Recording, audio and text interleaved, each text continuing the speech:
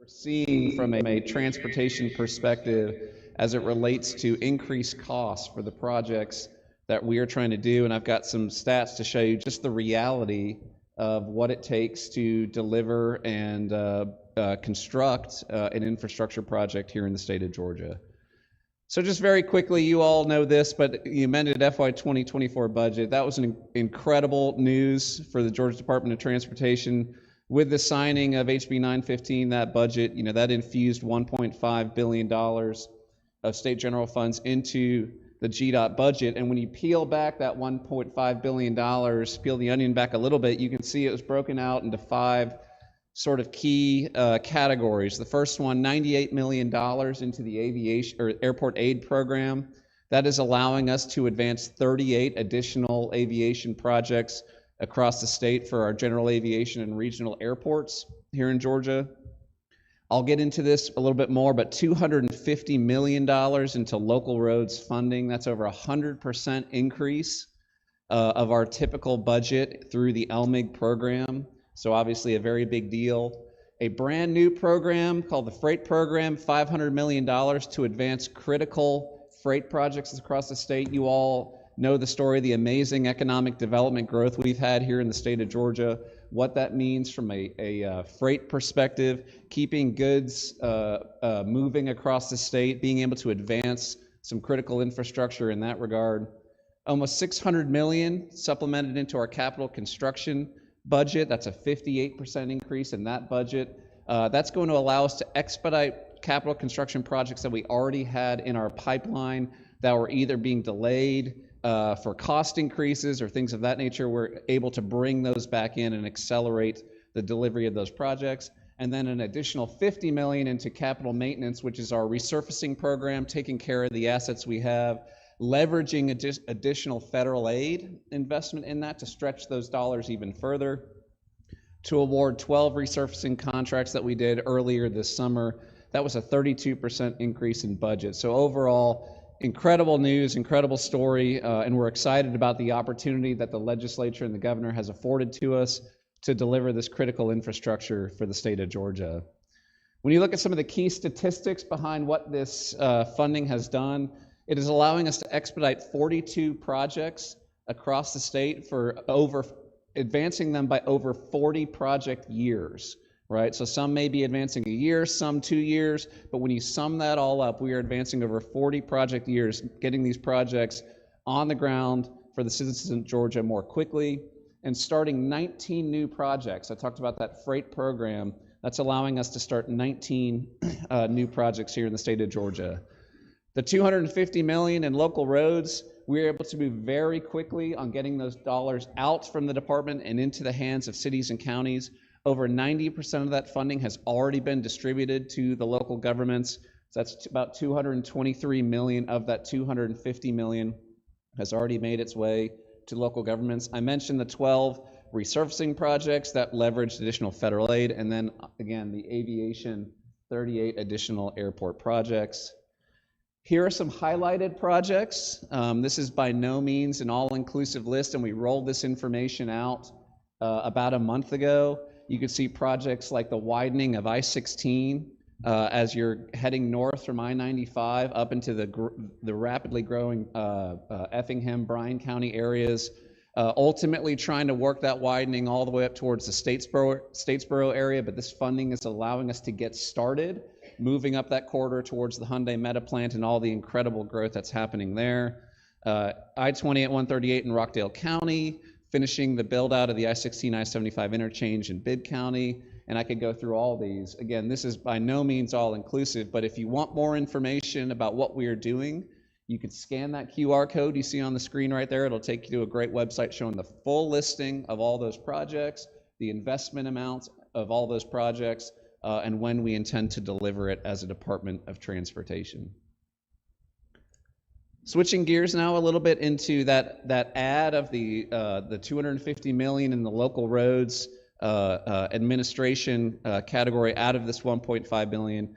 Absolutely incredible story, I think, for cities and counties, and this action is really going to help cities and counties take care of their assets. This chart just shows how the budget was amended. So LMIG, you had a slight true up through the amended process. But that was the FY24 LMIG amount, the 218 million. That was in the base, or 212 million in the base, and then amended to 218. But then the add of 250 million into local roads administration.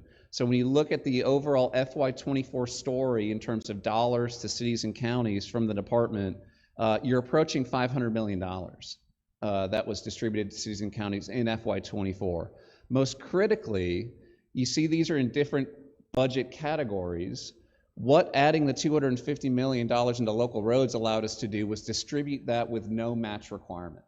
As you all probably know, the LMIG program requires either a 10% match or a 30% match from the city and county, depending on if you're a part of a regional T-SPLOST area through the TIA program. But this $250 million was directly distributed with no match required.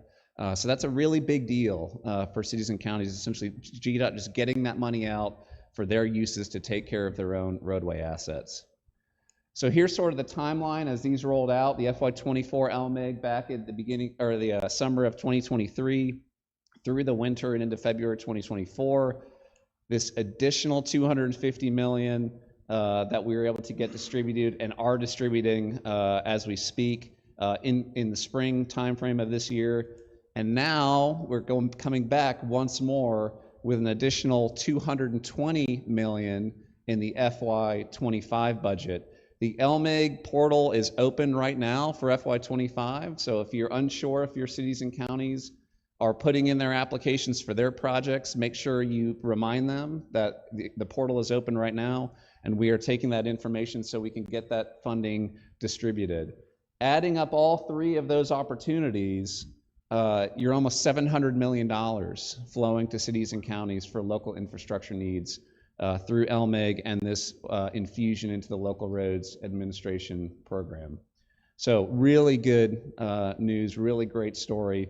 And your all action through the FY24 amended budget has made this possible. So great there. But unfortunately, it's not all good news. And I think you've heard a little bit about this today, but we in the transportation business, we at GDOT are not immune to what we've been seeing as it relates to cost increases.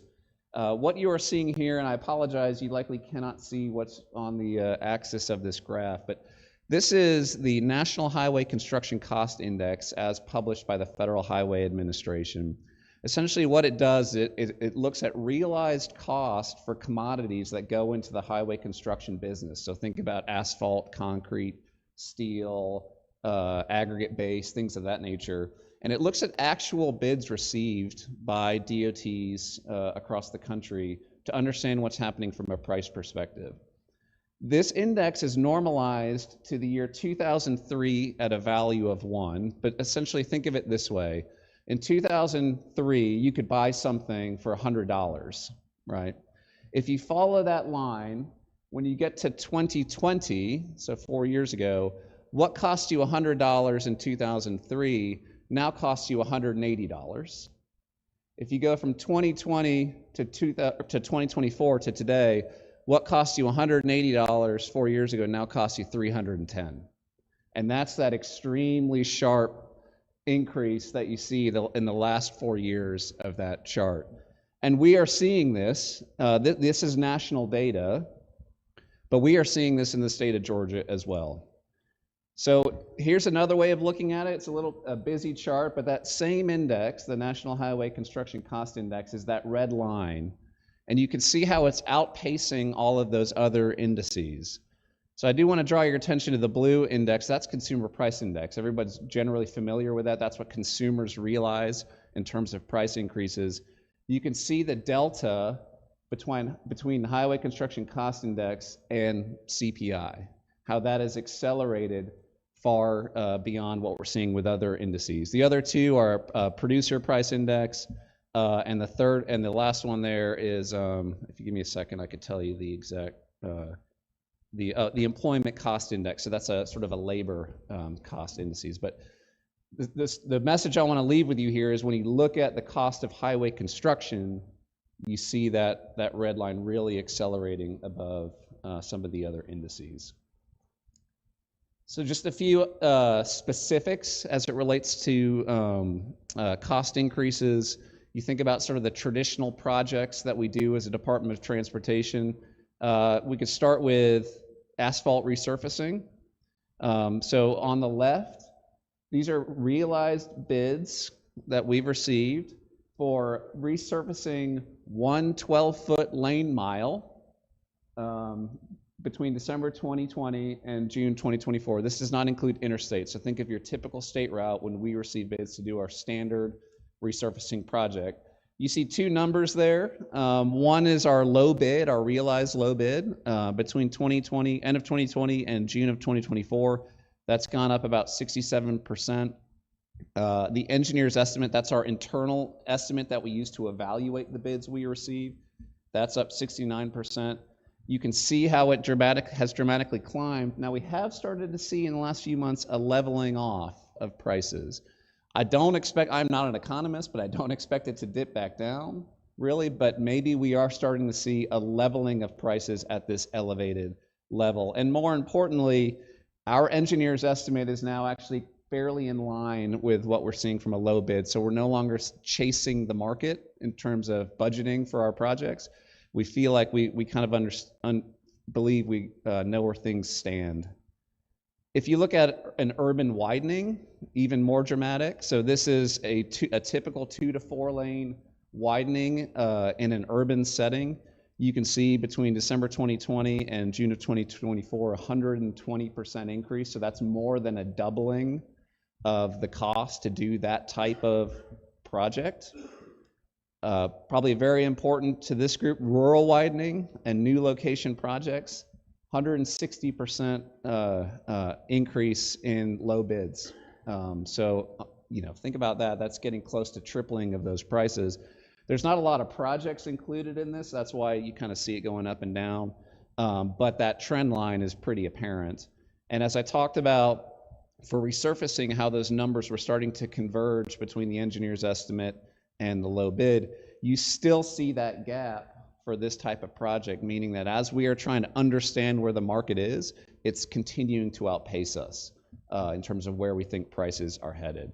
So generally what this means is our buying power as a DOT is reduced, right? So last fiscal year, we were able to let a record amount of projects in terms of dollars.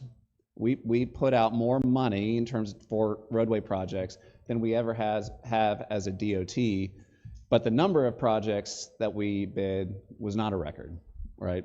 And that's just a function of the dollars we have aren't going as far in terms of what they used to just 3 or 4 years ago.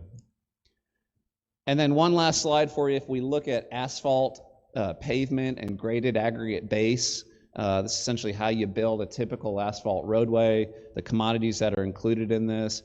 Same thing, these are low bid increases for the various types of aggregate we put down in the asphalt, 60 to 70% increase.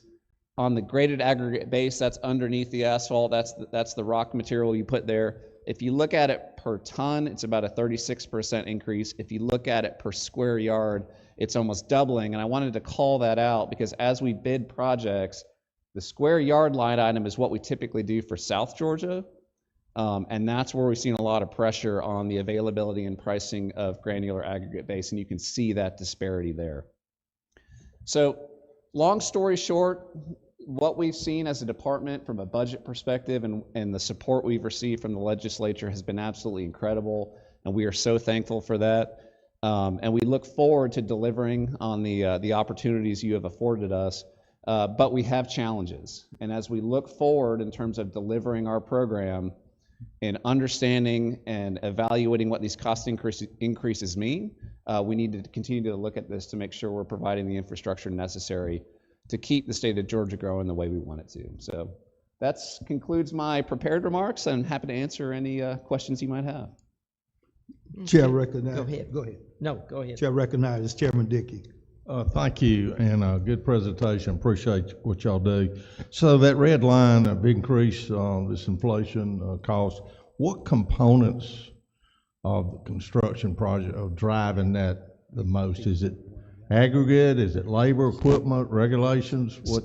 Yeah, so the red line is the commodity, right? So what you're seeing there is commodities. So that's the cost of concrete, the cost of steel. I don't have the data with me to say, okay, which one of those commodities is really driving it more than the other, but you can think of that as the materials to do the job. If you look at labor, so like the employment consumer index, that's that lower line, the ECI line. So that's when they're looking at labor, not just for highway, but labor in general, right? So what this is really showing is just how the components to build highways is what you're seeing there. Thank you, Robert, for that question, because in South Georgia, what does it normally take per mile to pave a road? To resurface a road or to build a new? Resurface and to build, mainly to resurface. Yeah, I don't have that amount with me. I can tell you that I heard some numbers for a widening about 15 million. That's probably about what we're seeing in today's market. Oh yeah, it's right here. I'm sorry, it's on the left. Well, there you go. So about 100 per one 12-foot center line, 130,000, 140,000. Wow. That's an amazing, and we are allocated only so much in those, but we're thankful for that, and we appreciate what y'all do. And please let the new chair lady of the DOT, Ann Purcell, know that she's an old rural girl, and that we're expecting her to sort of help us out in the rural what? No, don't say that, Ann. It's gone out all over the state, hasn't it? Ann, that was just, yeah. Well, I'll do a little correcting on that. I will pass it on appropriately. Appropriately. You are very good. Do we have any other questions? You do. Yes, sir. Mr. Thank you for being Transportation. here. Hey, the question I get, and I think that needs to be addressed here, because this is the rural parts and all over Georgia, is paving of these roads. Just this thing right here. And so, what is the turnaround on us, or how often do we pave roads? I think that's something that needs to be brought out in this committee, and how you go about determining. So when we manage our assets, we routinely survey pavement condition, right? And that's how we build out our resurfacing program. So we will go out and look at the condition of our roads. Do we have cracking happening, things of that nature, to understand where these roads are so that we can get them resurfaced on a routine cycle. Ideally, we're trying to touch a road about every 15 years, depending on the amount of traffic, the amount of trucks. That could go up or down, depending on the road, but that's where we'd ideally like to be. Some of you may remember the conversation we had back in 2014, before the Transportation Funding Act, where we were looking at timeframes of decades, 50 years before we go from one resurfacing cycle to the next. And that's where you really start to see not just the top layers fall apart, but structural damage to the road, forcing you to go in and rebuild from the ground up. As we look at our resurfacing program, we have been able to invest sort of consistent levels of dollars into our resurfacing program every year. Based on these cost increases that I just shared with you, last year we resurfaced about half of what we did 3 or 4 years ago, just in terms of lane miles, right? So as you can imagine, that then lengthens that cycle away from what you want your ideal to be, and conditions can then degrade. And that applies to local governments all the same as well, that they want to be on that cycle that allows you to essentially take off that top layer, put a brand new layer of asphalt, and more efficiently protect what's underneath. As that cycle gets longer, you get deeper structural damage requiring a much more costly repair to get that road back up and running. I think it's just to follow through with that. I think it's something this committee needs to look at is that turnaround? Is it 50, as you said, Chairman Corbett, or 55 years? and us looking at some way to increase funding. So some of it may be specifically for resurfacing, because I think the general public, when they're filling up their gas tank, they're translating that into the thing they see, and that's repaving. And it's getting a little bit frustrating throughout the state. And Yeah. there might need to be some thought into doing a little bit more there. And we view that as a core mission for Department of Transportation. First and foremost, we got to take care of what we got. And so, yeah, ensuring we've got adequate investment into our roadways and into our bridges across the state. We got to make sure it's there so we can take care of the assets that we have. Do we have other questions? We thank you very much. Thank you. Yeah, you did a great presentation, and you can see there's a great deal of interest in what the DOT does for rural Georgia. Thank you so much. Appreciate the time. Thank you so much.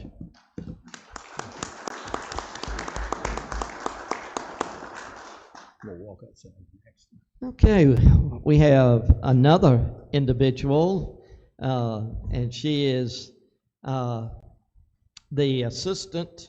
No, she is the deputy superintendent for rural Department of Education. I'll get it right. She's probably going to kill me for not doing this.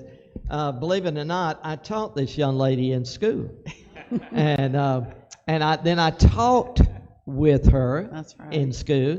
She became superintendent of Early County Schools, and now she has advanced to the State Department in Atlanta. And I hope one day to see her name on a list that says vote for Bronwyn Reagan Martin, school superintendent. We'll see about that. We'll see about that. But thank you for coming today, and we look forward to your presentation. Thank you, Chairman Green. Thank you, Chairman Jackson, and Vice Chairman Corbett. Thank you for having me. I would like to say thank you to all the legislators who are here. Thank you for the support that you give public education. Thank you for the raises that you gave teachers over the last few years. I thank Governor Kemp for his leadership in that. Definitely something that is much appreciated. So this is my team. So just like rural educators, we are small but mighty, and I have a small team, and I say that we touch all parts of education other than transportation. And as a former superintendent, I don't mind that. So you know that rural Georgia has its challenges. You've heard a lot about that all day today. Now, how it affects education, of course, is pretty apparent when we're looking at areas of poverty. I'm down in Southwest Georgia along with Representative Green. Like he said, he taught me, and we are still in that area of the state. We love it, but it does have its challenges. We see a lot of generational poverty. And so, of course, that comes into our school buildings, that comes into our classrooms. When there's a lack of exposure to literacy or numeracy for whatever reason, whether there's the fact that education is just not valued in the home, whether the parents are working 2 or 3 jobs to make ends meet. We've heard all day about the increase of all of our expenses. I know it affects me, and I know it affects those low-income families as well. So those are definitely challenges that teachers have. If we have students who are coming into our classroom who have had little exposure to numeracy or literacy, there are challenges from day one. And those challenges usually continue. It's very hard to catch those kids up once they're very far behind. Thinking about just the population in rural Georgia, sometimes we have illiteracy in our adults. That's a challenge. We see that 19.4% of rural Georgia lives in poverty versus just a little over 13% in the urban areas. And according to some statistics, and I know you can get wherever you want to look, but 1 in 4 children in rural Georgia live in poverty. So those are definitely some of the challenges that we're called to overcome. The infrastructure, we've heard a lot about infrastructure. Specifically here, we're looking at the connectivity. So broadband, lack of access. We all have our phones, we all have our devices that we're attached to. And if those kids don't have those devices and that access, they're in there behind everybody else who does have it. And of course, we're looking at workforce, we're looking at teacher recruitment, retention. Are we able to bring teachers into the rural areas? It's really hard if a teacher is from Atlanta or a larger system or a larger area to bring them into a rural area that's not going to have, sometimes we don't have a Walmart. So where I am, I don't have a Walmart. I have to travel to Albany or Dothan or Columbus to get to a Walmart. So for those of y'all who are in the metro area, I know that's hard to believe, but it's true that there are lots of areas in Georgia, and those kids and those families, maybe what they do is go shop at the Dollar General. So that's reality for a lot of those families. So if you're thinking about bringing teachers to those areas, if they're young and single, they might not be wanting to come to a rural area. And that's something we have to consider. And we've talked about housing today also. So, we've got South Georgia has different housing challenges than North Georgia. In South Georgia, we don't have the housing. In North Georgia, it's too expensive. So I talked to a lot of the superintendents. They'll offer a young new teacher a job, and they'll call back and say, I can't afford to live there. I'm sorry, I can't come. So definitely a challenge. Well, like Representative Green said, 3 years ago, this office was created. Superintendent Richard Woods was the brainchild behind this. He's from a rural district. He's a rural educator, along with Chief of Staff Matt Jones, and they used ESSER funds to stand up our office, create our team, and we were given 3 priorities. We want all of our students and all of our educators to prosper, connect, and thrive. And so that hits all of those different areas, the academic piece, the non-academic piece. So if you're thinking about kids, if they're hungry, they can't learn. If they have a toothache, they can't learn. If they're not sure where they're going to sleep at night, it's really difficult for them to listen to a teacher when they're worried or don't feel good. So that's also important. The connectivity piece, making sure that those kids have access to technology and devices. And then we want everyone to thrive, and that's our students as well as our teachers. And of course, we want our students to be that pipeline that is ready to go, hit the ground running, whether it's going to college, technical college, military, or into the workforce with some sort of certification in hand. So these are our areas of work. Like I said, it's a lot. It's everything except for transportation. So instruction, technology, teacher recruitment, retention, leadership is so critical, college and career readiness, those non-academic barriers. And then I also have a new specialist on my team that is a support for the completion schools that we'll talk about.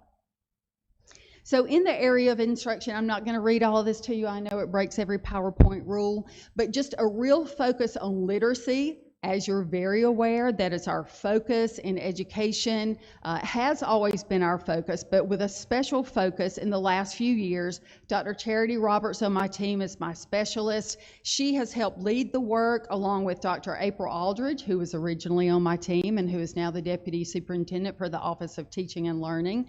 She started on my team and then has moved up. I also had Amy Denty on my team, who is now the Director of Literacy. So you can see that my team has been steeped in this work for the last 3 years. And Dr. Roberts helped lead that professional learning that is going on around the state, the letters, the Orton Gillingham, the Wilson reading, all those trainings that are going on. And now, of course, we've got our virtual academies that are going on for teachers as well. So making sure that we are arming our teachers with the skills they need so they can teach kids how to read. You would think that's innate. It's not. Kids have to be taught how to read, and teachers need the tools so they can be the best teachers possible. Of course, other things that we've put in place is really trying to connect our rural districts. And by the way, so our definition of rural, we have 115 rural districts around the state. I know that definition is a little different from y'all's 120 counties, but ours is any school district that's in a county with a population of 35,000 or less. So that's our definition, and those are the districts that we serve all around the state, from the north down to the south and everywhere in between.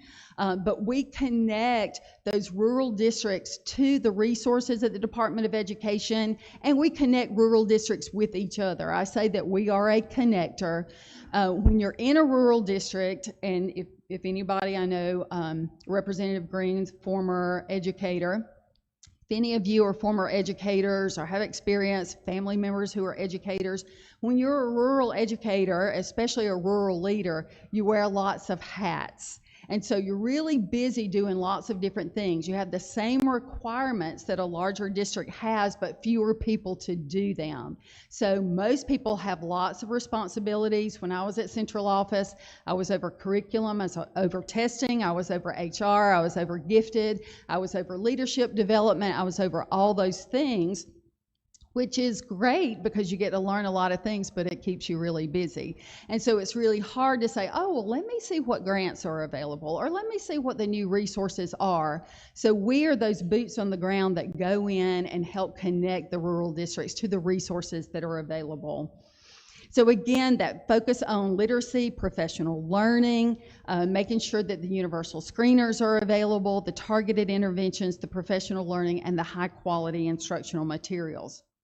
So our recommendations for instruction provide support both in funding and capacity building for all of those elements that are a part of that legislation that has come in, and to realize there are struggling readers beyond third grade. We're still dealing with that pandemic, the results of people being behind as a result of that. With technology, again, that focus on connectivity, making sure that the families and the students have access to not only broadband, but the devices they need. Cybersecurity is huge.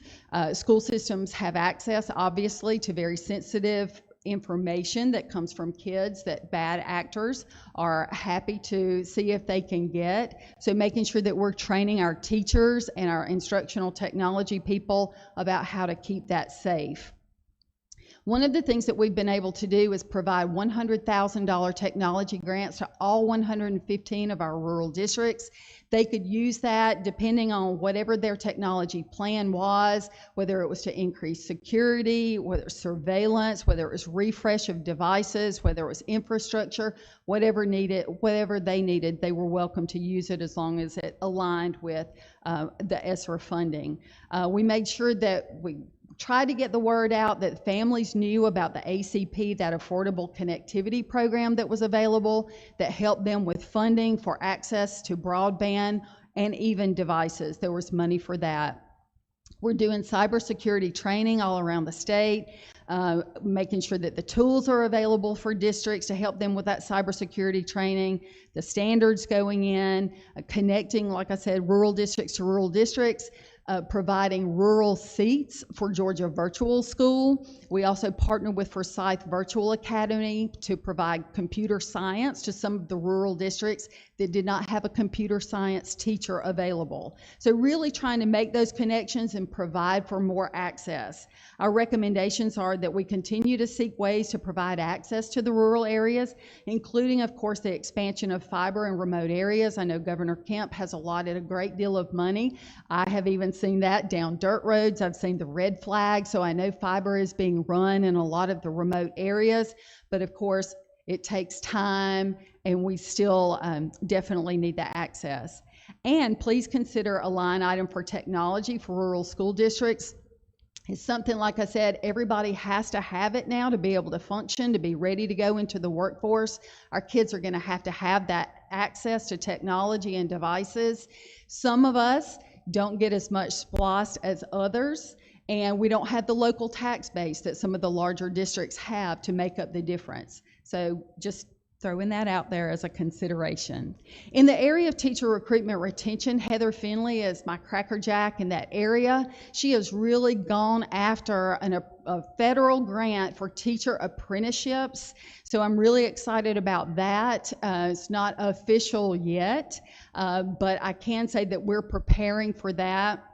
So that is a $4 million grant that will allow us to provide apprenticeships. This will be new in Georgia for teachers, and that will be working with our paraprofessionals who are already in positions, who know our kids and who are in our communities and will stay in our communities. So part of that Grow Your Own initiative. So as we're looking at those, providing funding and mentoring for those paraprofessionals, and then looking at those high school students. Are there high school students who can be encouraged to become teachers, and helping them with those experiences? Like I said, it's hard to get teachers to those rural areas, and so we're looking at trying to overcome those challenges. If you see, the teacher prep programs are not providing enough teachers. Sometimes those programs are not near the rural areas, and not all of the programs have online classes still. Some of those programs are not online accessible yet. They are working on those in Georgia. We have a higher ed advisory team that we meet with on a regular basis.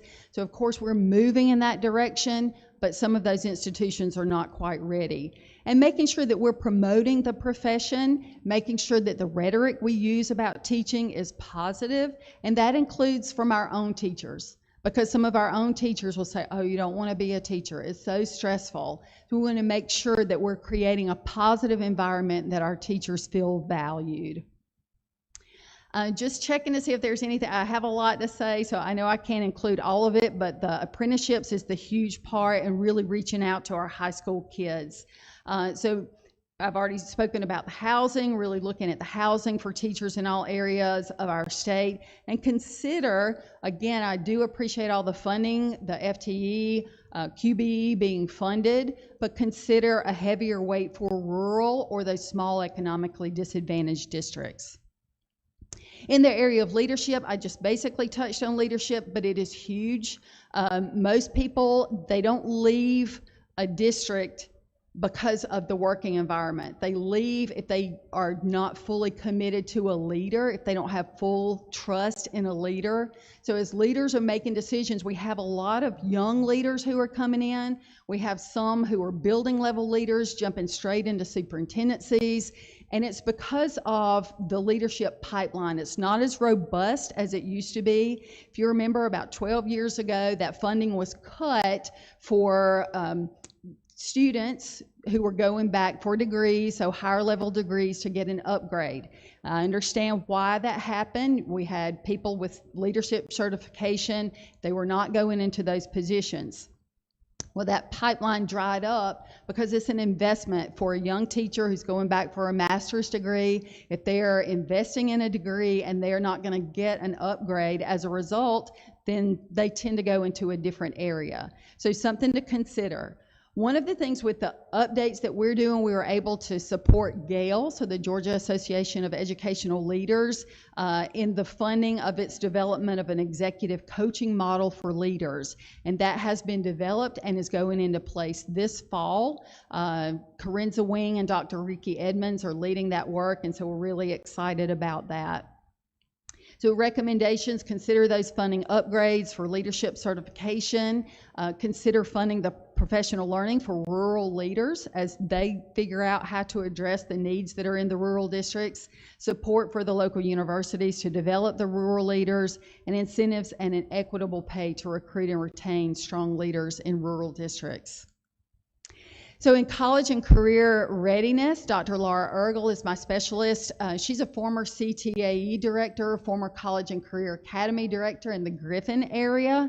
She has done a great job of really coming in. I've only had her about a year, but really helping the rural districts make those connections with business and industry. Somebody stated earlier that sometimes it's true that the school district is the largest employer in the county. So if you think about that, the school district's the largest employer, there's probably not a lot of business and industry to connect students to as we're working to prepare them for that next step and get them ready to go into the workforce. So really trying to figure out how can we do that? How can we create those opportunities for those kids to get them ready? And so Laura's done a great job of really trying to work on that, work with partnering districts with each other, or trying to get kids access to a college and career academy or a more robust CTA division that may not be in his or her home district. Really looking at the work-based learning opportunities, could be job shadowing, internships, apprenticeships, all of those things. The accelerated career diploma now, so kids getting content credit for CTAE credits.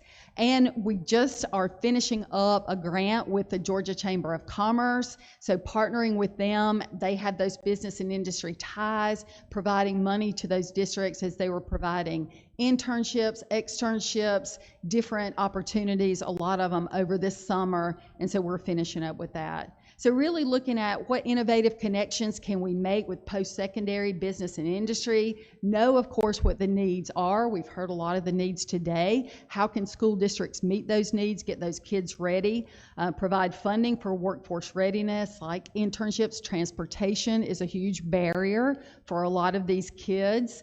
And then look at the geographically accessible college and career academies and the courses that are available. With partnerships, now this is the non-academic piece, so really looking at, there are a lot of challenges, of course. We're looking at mental health, we're looking at food insecurity, looking at access to health care. All of those are areas. We've tried to create partnerships, especially in Southwest Georgia. I know in Grady County, so if y'all know Dr. Kermit Gilliard, former superintendent there in Grady County, is on my team. And one of the things that they looked at was how many kids, so about 4,000 kids, right, Darlene? 4,000 kids in that school district. A quarter of them had not seen a doctor in the last 5 years. So that is a challenge. So one of the things that we did, we partnered with Albany Area Primary Health Care. They are sending a mobile unit down regularly to try to see those kids that have not seen a doctor in 5 years. Really working, Dr. Gilliard was great with trying to make sure his kids had access to mental health care.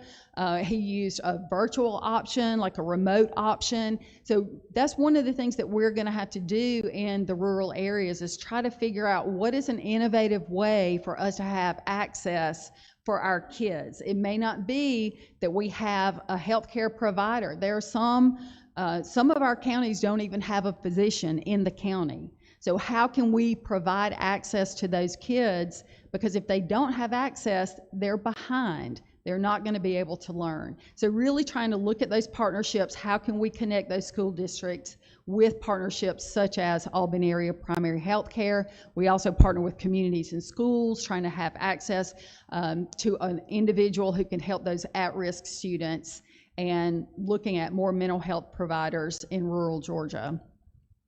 And my last specialist, he's new, Chris Huckins from Thomas County, is a support for the completion schools. If y'all remember, House Bill 87 was passed to transition the 3 charter schools, Mountain Egg, Coastal Plains, and Foothills, to become those completion schools.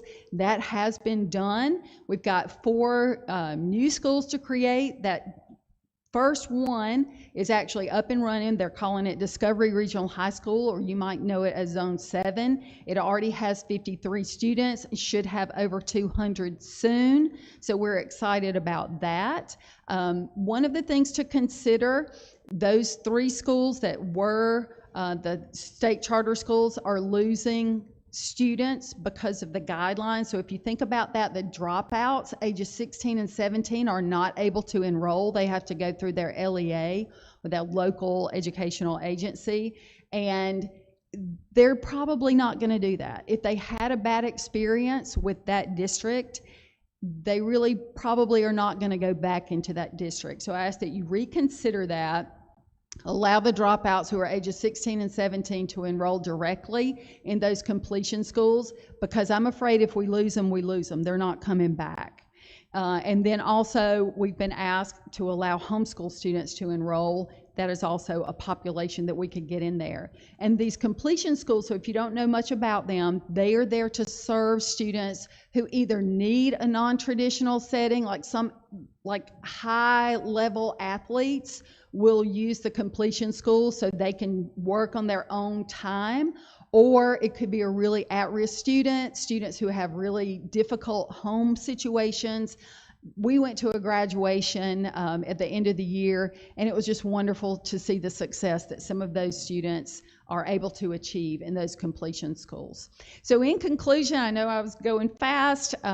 Rural educators are definitely dedicated to serving the rural districts of Georgia, but they need the funding, the resources, and the opportunities the larger districts have. We're trying to connect them to the tools, the resources, and creating space for networks. We're partnering together to provide solutions and opportunities. I ask that you consider funding initiatives with a focus on rural districts to expand our opportunities, and consider the limited capacity many districts have when creating mandates. Thank you, and I'm open for questions. Well, thank you so much. You can see her passion is there and the concern that she has for rural Georgia. Do we have any questions? Chairman Jaspers. Chairman Jaspers. Thank you, Mr. Chairman, and thank you, ma'am, for all that. I think everybody knows, and by the amount of money we put in education, that we think it's the most important thing we do. That's right.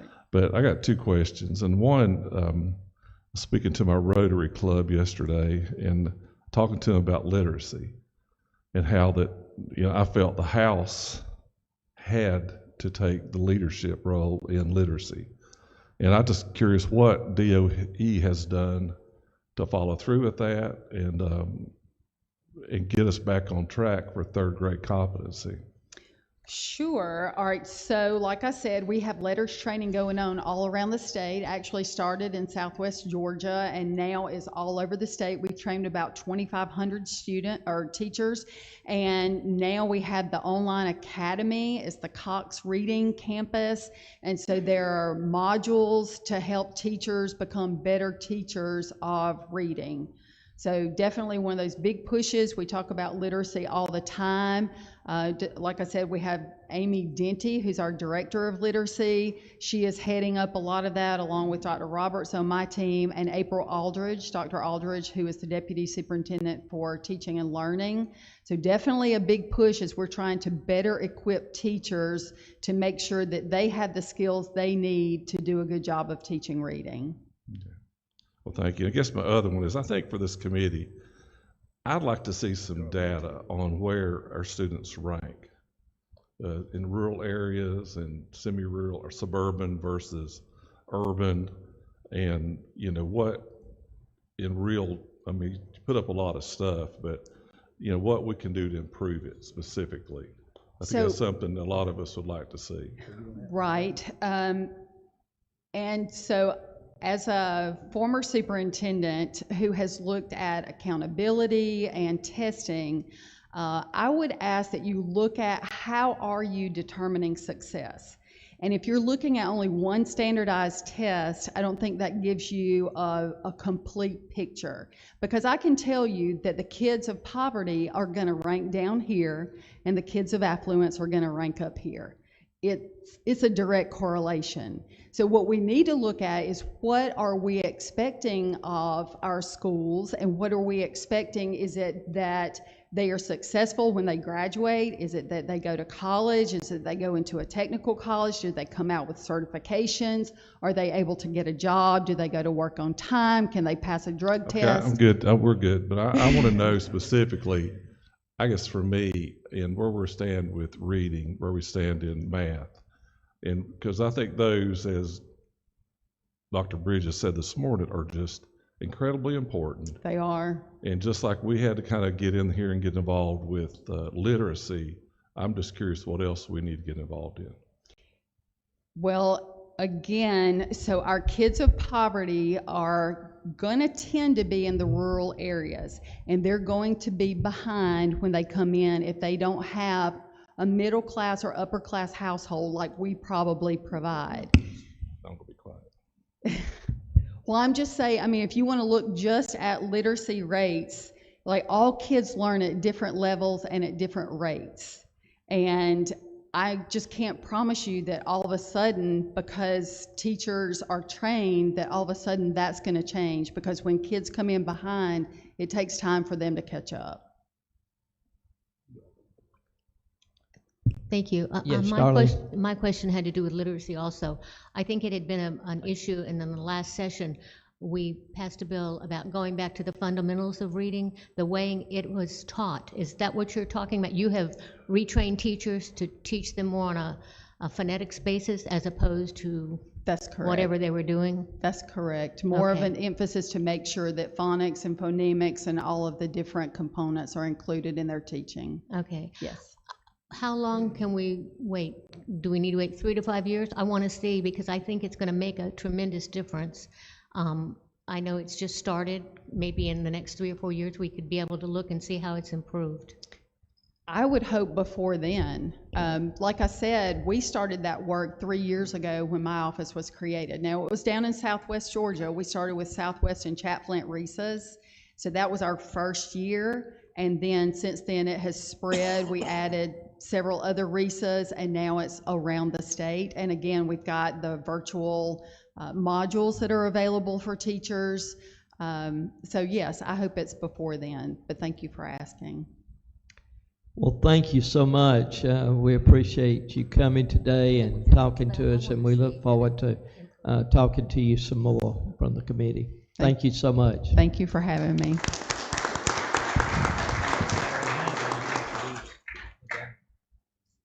Our next presenter will be from the Georgia Municipal Association, the CEO and Executive Director, Mr. Larry Hanson. Before he comes up, Robert, thank you for bringing peaches, and he said we could get 1 or 2 peaches as we go back. Thank you, Robert. All right. Yes.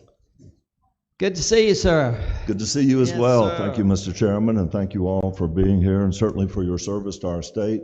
We appreciate this opportunity today to share some comments with you and just give you an update on cities, particularly talk a little bit about some issues that are affecting our rural cities. I will end with a brief PowerPoint presentation, but before that, I will just share some other information with you.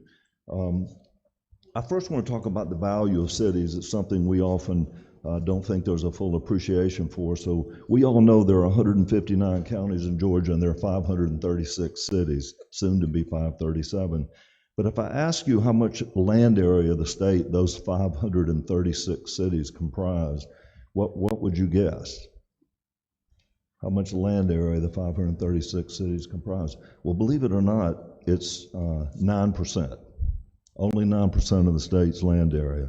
But in that 9%, we have 69% of all jobs in the state of Georgia are located in cities. 44% of the population of Georgia lives in cities. 66% of all commercial property in the state is in cities. 47% of housing structures are in cities. 42% of all single-family housing. 74% of all multifamily housing. And 46% of the assessed value of all property in the state is in cities, in that 9% of land area.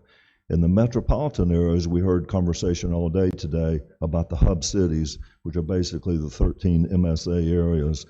They actually account for 91% of the state's gross domestic product. So there is a lot of activity that goes on in cities, but yet that prosperity is certainly not uniform, and certainly much of our rural areas of the state have challenges. And I do want to talk about some of those a little bit. I was asked to mention financial viability. Right now, I would say all in all, cities are stable. There are concerns, some struggle, but there is some stability, and some reasons why that's happened in recent years is, number one, state support. In recent years, the legislature and the governor have been very generous to provide grants for housing, for parks and recreation grants, water sewer grants, broadband grants. Those have really been a significant boost to help cities. And it's interesting, most of the housing grants that have been given actually ended up being for infrastructure to support housing, and I'll mention that in a minute. The other thing that's been a lifeline for cities in these past few years is ARPA. Whether we're for it or against it, ARPA was unprecedented, and it's the first time in our nation's history that every city and county in America and every city and county in Georgia received direct funding from the federal government. And so As some of the stipulations were relaxed by Treasury, many cities were able to use that as revenue replacement, therefore giving them the freedom to invest those funds in any way they so choose to serve their citizens in their cities. So it could have been used for additional police salaries. It could have been used to invest in infrastructure. It could be used to boost their reserves because many were depleted following COVID. But ARPA really helped stabilize cities. And then the third thing that's really happened in recent years is something positive as a result of something negative, and that is inflation and cost increases. Of course, that actually then increased the price of a product, therefore it increases the sales tax, therefore sales tax collections go up. That's the good side of it. Local governments are also negatively impacted by cost increases as well. So those are some of the things that have been good, but we face long-term challenges in our rural cities, particularly around population shifts. You've already heard about that today. So many of our young people leaving for these metro areas. The challenge in job creation, and I'll talk about that. Employment challenges, infrastructure, and then the limited revenue options for rural cities. Larger cities have more options, they have more robust economies, but our rural areas have challenges and they have fewer revenue options available to them. And I want to talk about three things: infrastructure, workforce development, and economic development. And if we first look at infrastructure, GMA does a survey of our cities in 5-year increments to determine what the capital needs are of our cities, and we've been doing this for years. In our last survey, which was to cover the years of 22 to 26, we had over 218 cities respond, and there is $18 billion worth of capital needs in the cities of Georgia for that period that ends at the end of 26. Not surprisingly, the two largest areas are transportation with $4.8 billion and water and sewer with $4.6 billion. So that's 27% for transportation, 25 water and sewer, then 11 for public safety, 8 for government buildings and facilities, 8 for parks and rec, 7 for stormwater, which is a bigger issue and growing issue in how cities manage and deal with stormwater and increasing federal regulations, 6% for community and downtown development and housing, 4% solid waste, 3% land acquisition for green space. So again, $18 billion worth of needs led by transportation and water and sewer. And what are the key factors driving the city's capital needs? Number one, 96% said standard improvements to maintain or raise service levels. Okay, so what we have in infrastructure, particularly in water and sewer, and to some degree roads, is so much of our nation's infrastructure, our states, our cities were built in the 60s, 70s, 80s. There was a lot of federal money at the time. Many of them now have just lived a useful life. And we often do not appreciate those things we do not see. So water and sewer lines and things that are in the ground, we often wait until they're in a state of disrepair or they fail to decide that it's time to replace them. So a lot of the investment now is going in replacing things that have lived a useful life. The second was economic growth.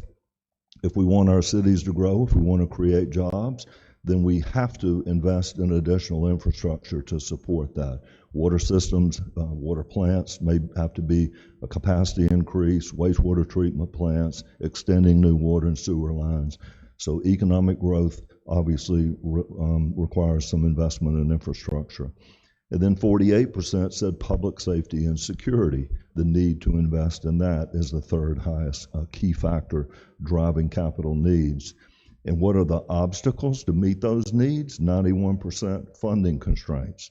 So a lack of resources to do it. 66% in unpredictable cost. And we've heard a lot about that. And you heard a lot, Andrew talking about that earlier. And then 43% materials and labor costs. So the capital needs of cities are great, and we have to look for ways and work together to find a way to address those. I want to mention LMIG, though, and I want to thank the legislature. Thank you all for your support of cities during these challenging times and local governments in general, not just cities. But doubling the LMIG in this budget and adding an additional $250 million was significant. for cities. Andrew talked about this, but I'm going to repeat it. There have been significant cost increases since 2020. And so that most of you know, while LMIG can be used for multiple transportation-related things, almost all cities use it for resurfacing.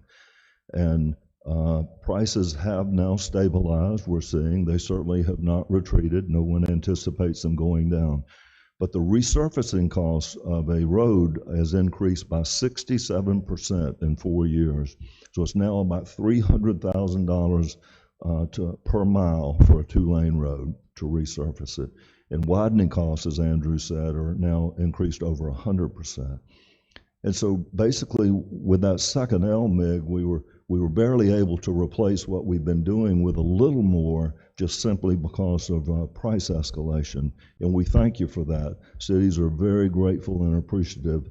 And I would strongly encourage you to consider, if at all possible, continuing to fund LMIG at the level you did in this particular budget. It's important to our transportation systems in our cities and in our state.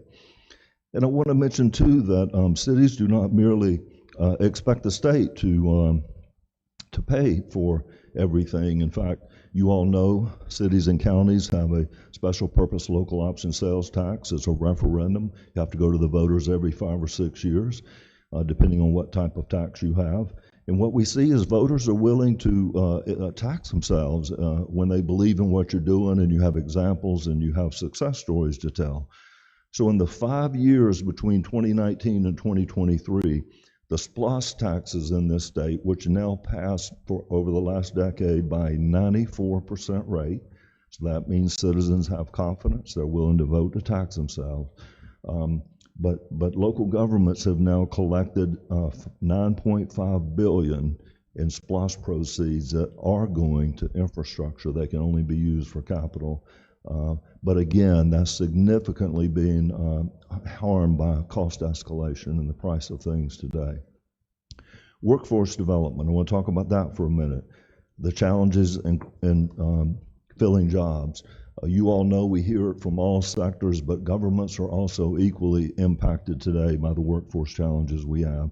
And it's really across many jobs, and I'll give you some stats. It's city managers and city clerks, which are often the leaders of our cities. Clerks are often the leaders of our rural cities. It's engineers, but it's also CDL licensed drivers. It's wastewater and water treatment plant operators. These essential jobs, we're struggling to find people to replace them, and part of that is a generation that's retiring, and there's not a generation behind them that are looking to go into local government. So we're working hard to do more in workforce development, getting in schools, educating people about the value of municipal jobs. They're good careers, you're giving back to your community, typically have very good benefits, but it's a struggle right now for cities. And I will give you a couple of stats from a survey we did. Cities struggle most to recruit workers for these jobs.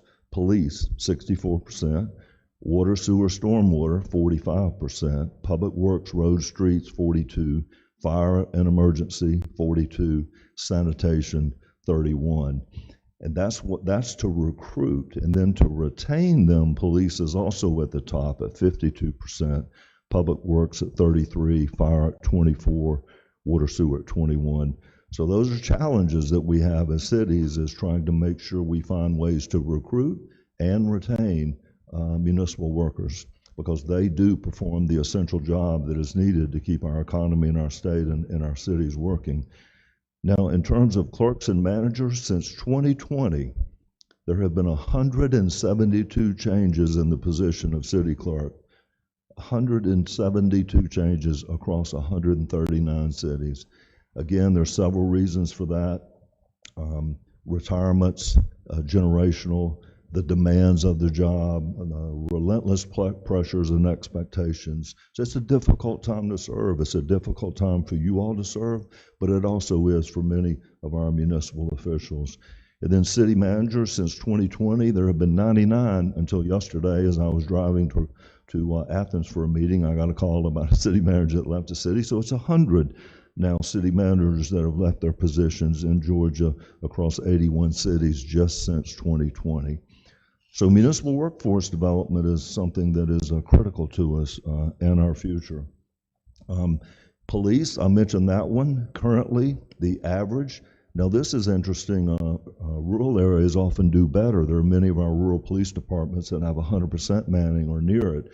They often worry about turnover because others are trying to hire their workers.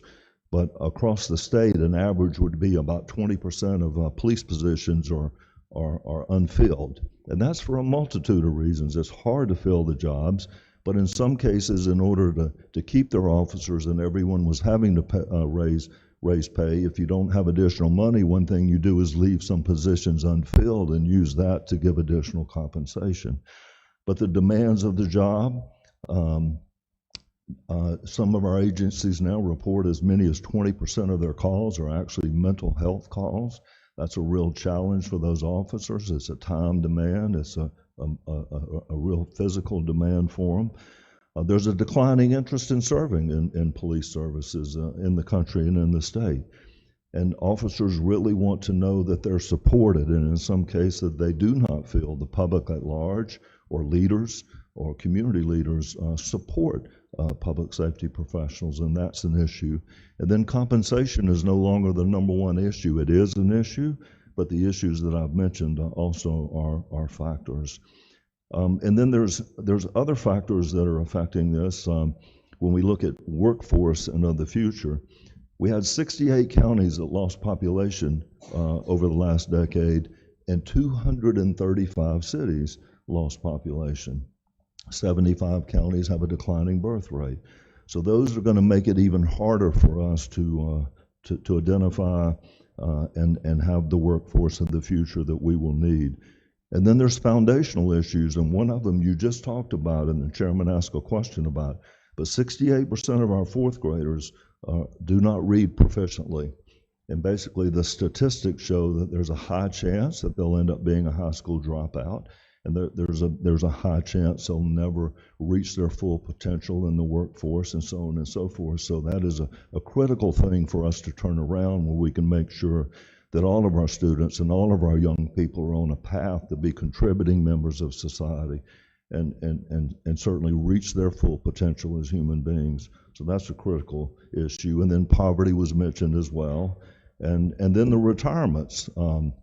We all know that we are facing that stage, the silver tsunami, where a lot of people are retiring. In fact, all baby boomers will be 65 by the year 2029. And so we know that 10% of our municipal employees, GMA is in the retirement business, you all know that as well, and 300 cities are in our program, so we can kind of see what's coming and prepare for it. And we've been preparing for this time where we'd have more people leaving the workforce than coming in the workforce. So 10% of the employees in our retirement program could retire today, and 15% more by 2029. So that means 25% of municipal workers will be eligible to retire by the year 2029. And only 7% of our cities have a formal, centralized, comprehensive workforce plan. And so we're creating programs now to help our cities get better at workforce recruitment, retention, and trying to plan for the future and have a workforce that will meet the needs of our citizens. And I want to mention economic development now. It's very important that cities play to their strengths, and all cities can't be all things to all people, and we wish we could recruit every type of job. But again, it comes back to the education of our workforce. It comes back to the infrastructure that we have. It comes to our educational attainment. So there's a lot of factors that go into economic development. So cities really have to play to their strengths, and one thing that we know that is working well is our downtowns. Downtowns are our historic gathering spot. They create a sense of community. We're really working hard with cities to create a sense of place where people want to gather and be, to create a cool vibe so that you have a variety of experiences. That means green spaces, downtown theaters, unique and local businesses. And COVID, of all the bad things it did, one thing it did do is actually sort of bring us back together. I would say sometimes desperation can lead to innovation, And a lot of our cities and our downtown businesses became very innovative, converting parking lots into outdoor restaurants, taking parking spaces off the street, making them outdoor dining areas, relaxing alcohol standards, creating entertainment districts. A lot of really creative things to survive, but now they've really led to some great opportunities and success stories around the state. So the other thing about downtowns is cost effective to invest. Typically the infrastructure exists, there's usually capacity, so therefore it's not the cost to a developer of someone to have to put in a lot of infrastructure is there. And our downtowns are doing well. In fact, last year in Georgia's downtowns, there was nearly $1 billion of public and private investment. So downtowns are economic engines, and there were actually over 500 new housing units in downtowns last year with $100 million of investment. So 1,100 net new businesses opened last year in downtowns, creating 3,400 jobs. And that brings me to my last point, is telling you a little bit about our Georgia Cities Foundation, which is a nonprofit under the GMA umbrella that's been there 23 years, and our loan program and our partnership with DCA and some of the work that we're doing. So Georgia Cities Foundation was created in '99. We started a downtown revolving loan fund 3 years later, and that program has been ongoing since. In a partnership with DCA. I'll tell you how it was started. Cities were looking for a way to get grant funding to support private investment in downtowns. This program is all about private investment and private job creation. And so we went to the Woodruff Foundation and asked for $9 million to start this low interest loan program. The Woodruff Foundation said they would fund it provided that the state would match it, and that was their specific request. So the state agreed to do that. Back in 2002. So the state money goes to DCA, $9 million, and the Woodruff $9 million comes to GMA, to our Georgia Cities Solutions. And we have a partnership with DCA. We support downtown development together all across the state, and I'll tell you a little bit about our loan program. It is available for projects in any city in Georgia. DCA's is even a little more restrictive. They do not loan for downtown projects in communities over 100,000, so they are laser focused on more of the rural areas. Our applicants are primarily private sector investors. However, downtown development authorities also are eligible to apply for funds. We typically find our prospects through downtowns, Main Street managers, economic development directors, and they'll bring us their information, and we treat it as anyone else would any other loan application. We have a contract with DCA where they perform all the underwriting on the loans. This makes even more sense because often we are loaning on the same project, and I'll mention that here briefly. Our standard loan is to provide a subordinated low-interest financing in a partnership with a bank. This obviously reduces the risk to the bank.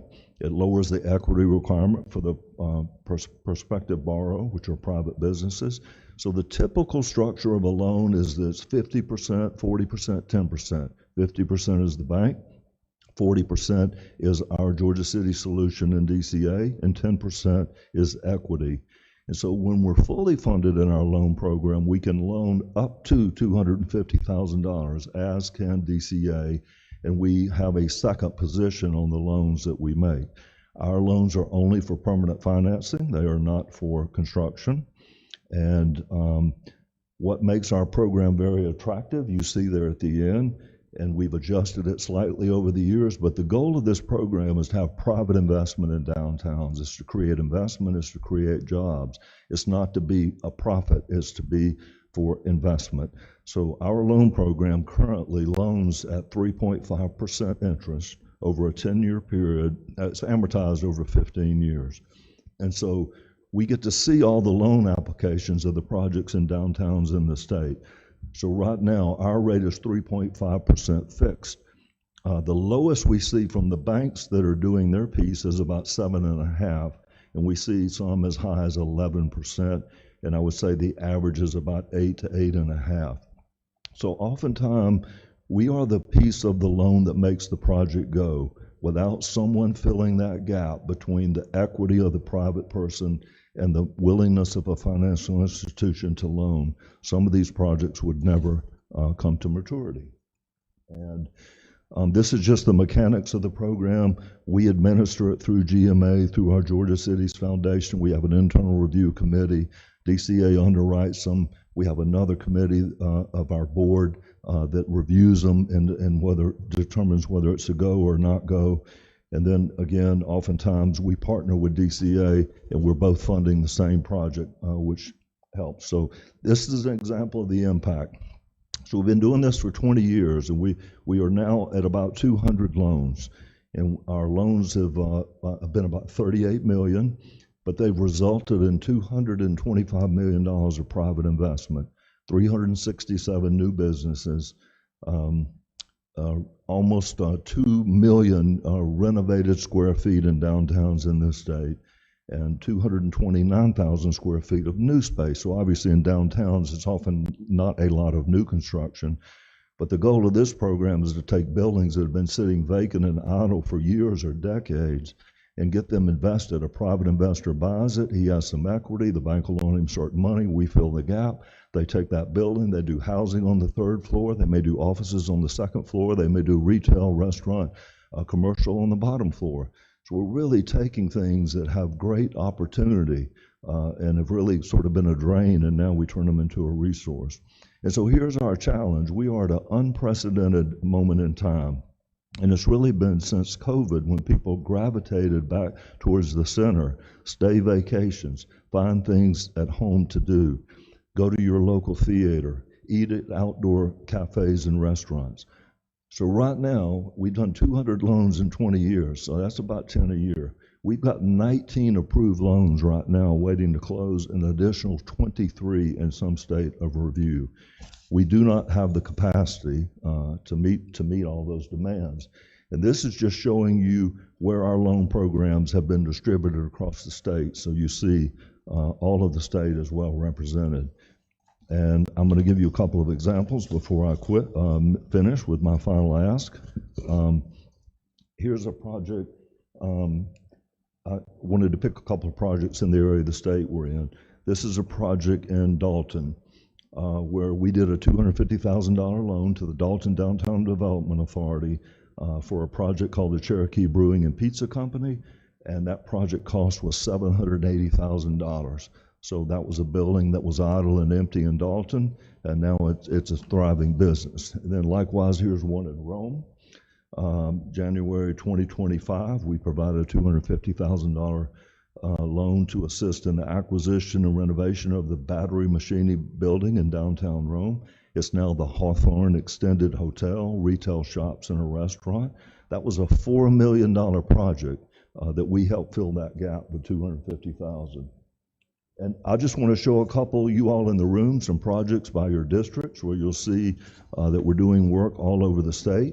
So we just didn't pick everybody, didn't have time, but if you'll look, you'll see many of you have, in fact, multiple projects that are being done, have been done. There's more of you.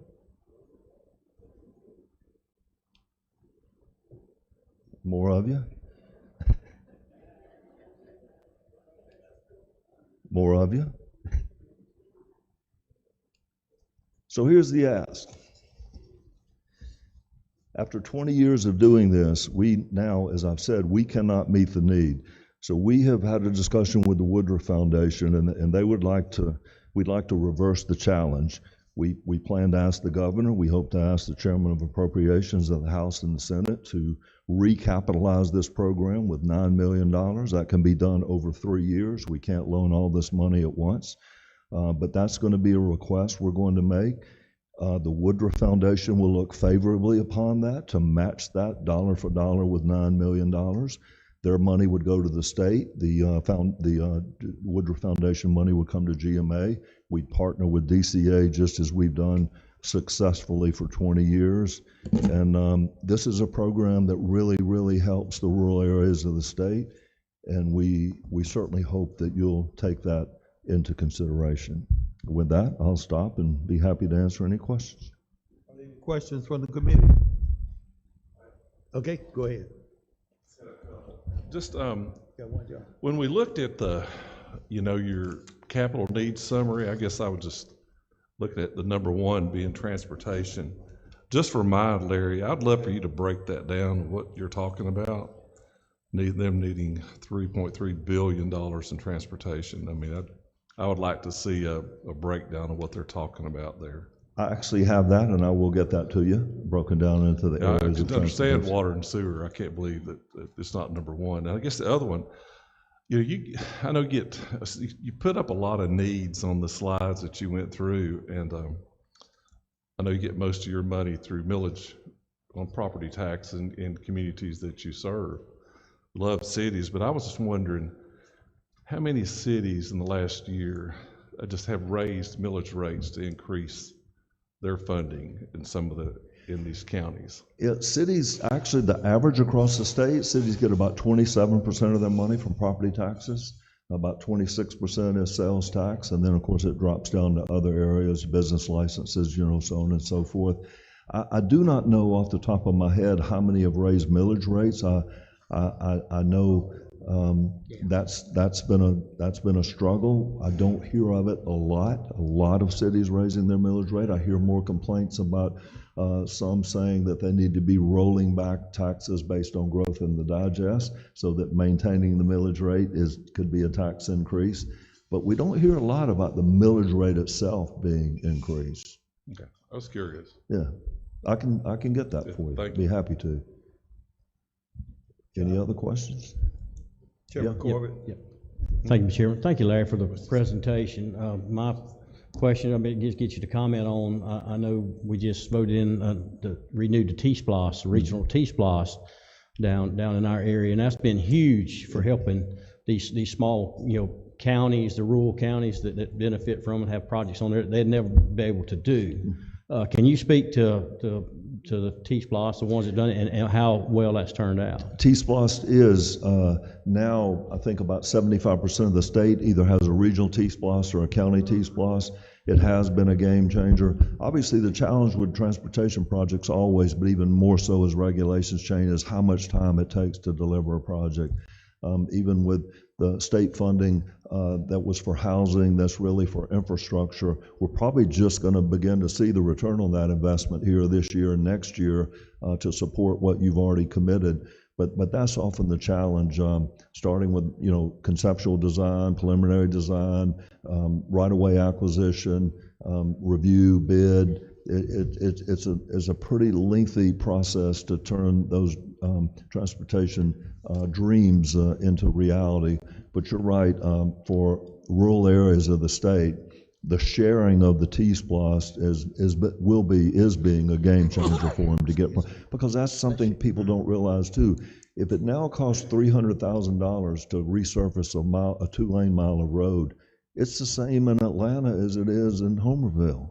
It's the same price, but yet they don't have the same resources in order to resurface that mile of road. So T-Splosh also will be a real game changer to help cities and counties address those needs, particularly the rural areas of the state. Do we have other questions? Okay, thank you so much. We appreciate you coming. And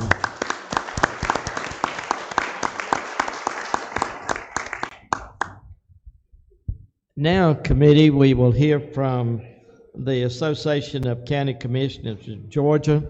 A longtime friend of mine, Dave Wills, is the executive director, and he's had experience as a county commissioner as well for a long time.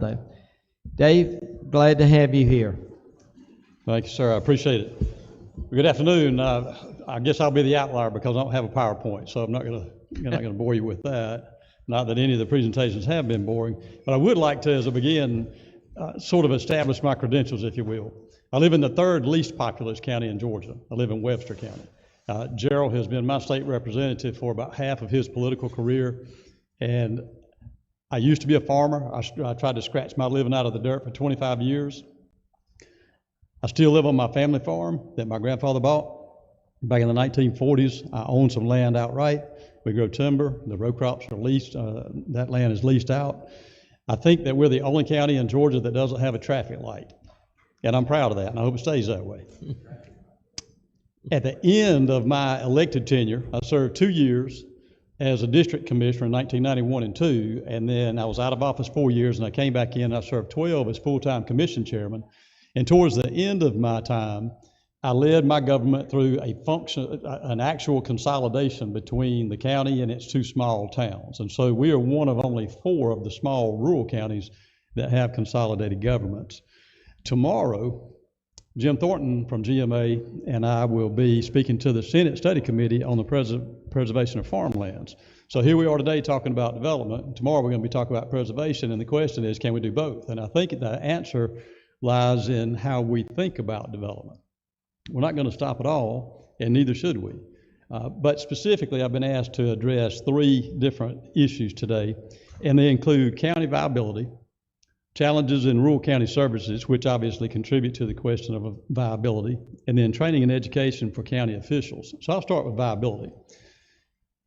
Put bluntly, every county is viable because they can simply raise the millage rate if they want to and jack prices up, but that's not what commissioners want to do, and that's not what landowners or property owners want to see done. So what I've learned over my time as a county official, and then having been with the association for 16 years, and 9 of those I travel the state and I work with counties. I've been in every county in Georgia on work projects. And I can tell you that most rural counties live within their means. They realize the constraints, and so they just don't provide the level of service that perhaps are provided in some other jurisdictions, but they're providing what's either mandated or what the public is demanding and what the public is willing to pay for. What I've also observed is that sometimes some of our more populous counties try to become, if you will, all things to all people. And that obviously increases the tax rate, but people are willing to pay that because they want that level of service. So I don't think it's a question of whether a county is viable, it's a question of what do the residents of each respective county want to see. In terms of viability, another piece that I wanted to talk with you about is functional consolidation. And I want to give you an example that goes back to the Sonny Perdue administration. I was a county commissioner at the time, and the tobacco settlement funds had come in, and the governor allocated some of those funds and said, if your county doesn't have 911, and many counties didn't, that if 2 or more counties joined together, you could get some grant funds to help start it up. And it was a tiered system, and my county became one of 7 that joined together and created the Middle Flint Regional 911. That has since grown to an 8th county. It's been in operation now for, I guess, 2 decades or more. And by my count, there are now 11 public safety answering points that serve 31 rural counties, and more could do that. But I had reason one time to compare the costs. I was working on a project in a county in south central Georgia, and I looked at their 911 cost. And this was a county of about 10,000 people. Their per capita cost for 911 was over $50, and this has probably been 10 to 11 years ago. At that same time, the per capita cost in the regional center that my county is a part of was $20. So 2.5 times more expensive to do it on your own than it was to do it collectively. So functional consolidation can work. In 2016, ACCG published a state-funded study on the regionalization of EMS, and I led that study and had a lot of contributors to the study. To my knowledge, nobody's done it, but the model is there if somebody wants to regionalize, and there have been conversations in southwest Georgia, down with Miller and Baker and Early and some other counties. They've had conversations around it, but they haven't actually done it. There are certainly logistical issues, but the bigger issue is political.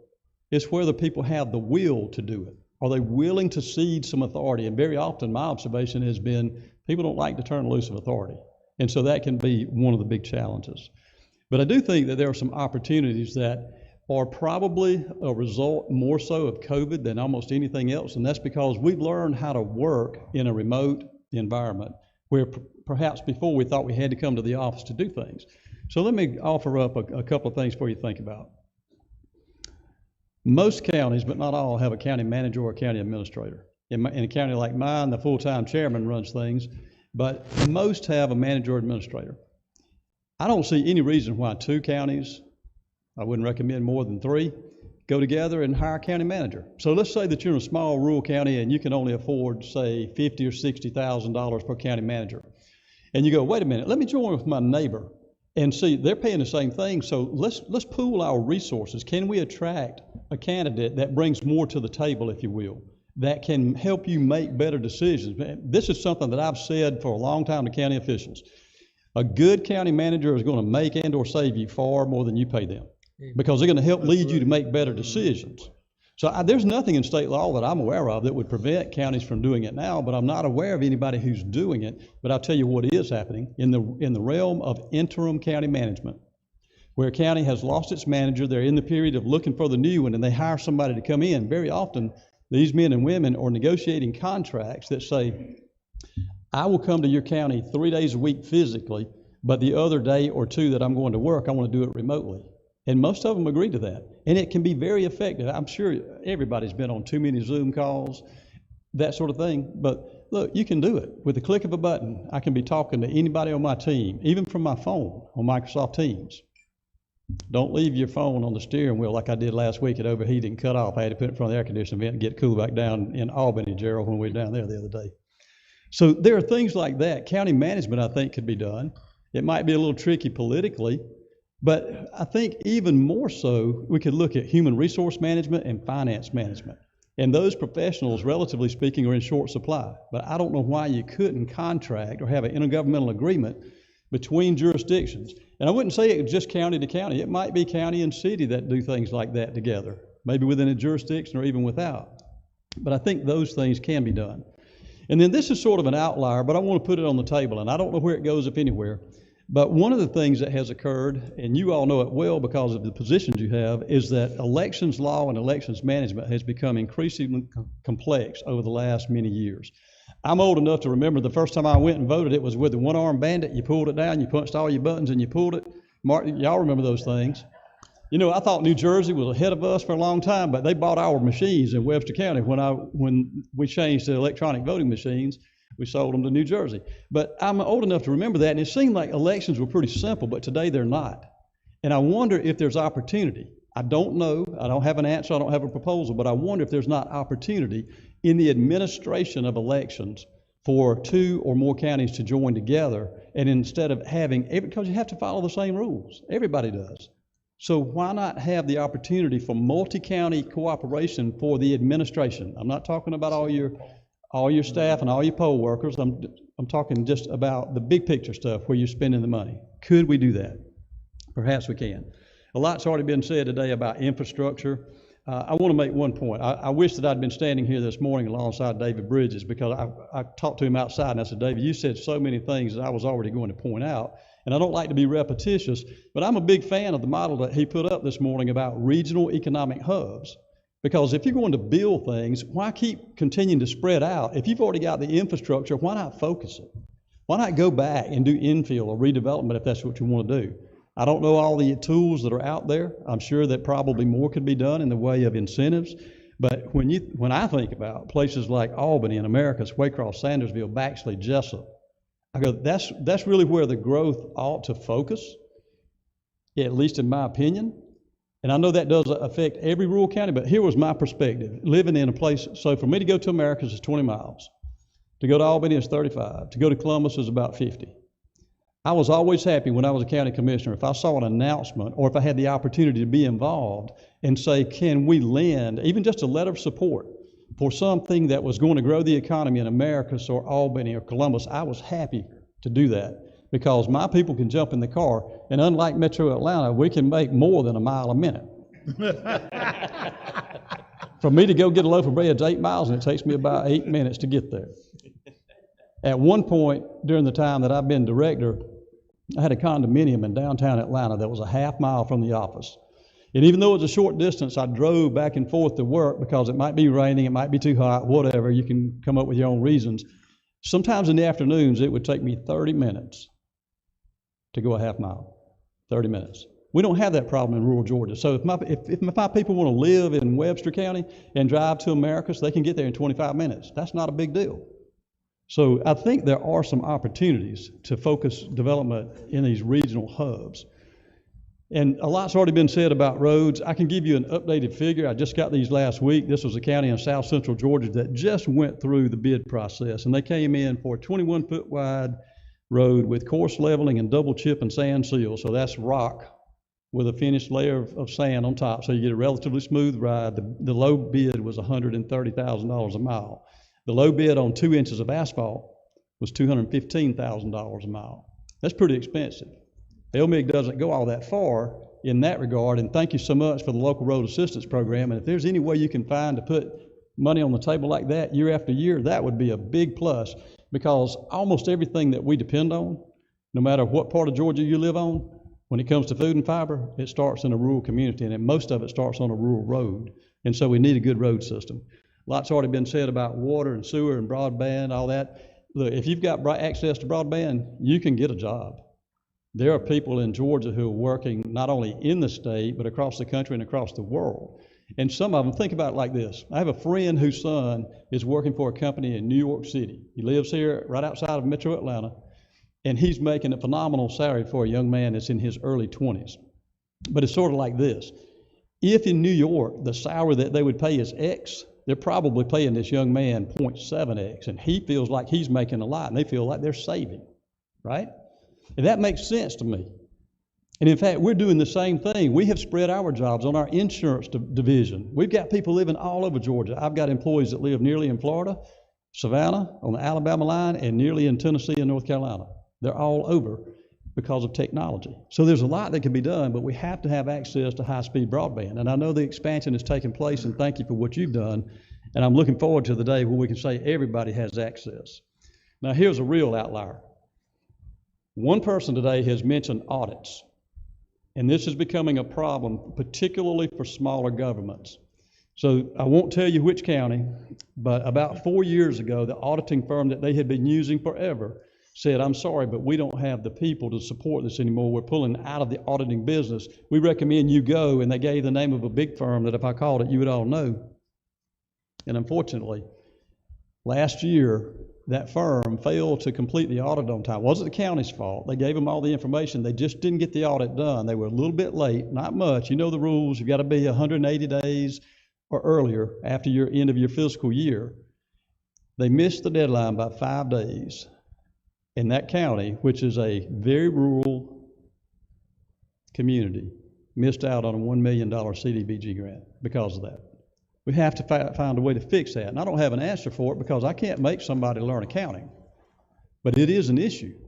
And so it's already been mentioned about demographically. There are people like me who are going to go out of the workforce in a few years, and how many more people are coming in behind, and how many want to go into those fields of study. How many people want to be an accountant? Some do. It wouldn't be me, but some do. But we've got to find ways to fix that. And then the last thing I was asked to talk about is training and education.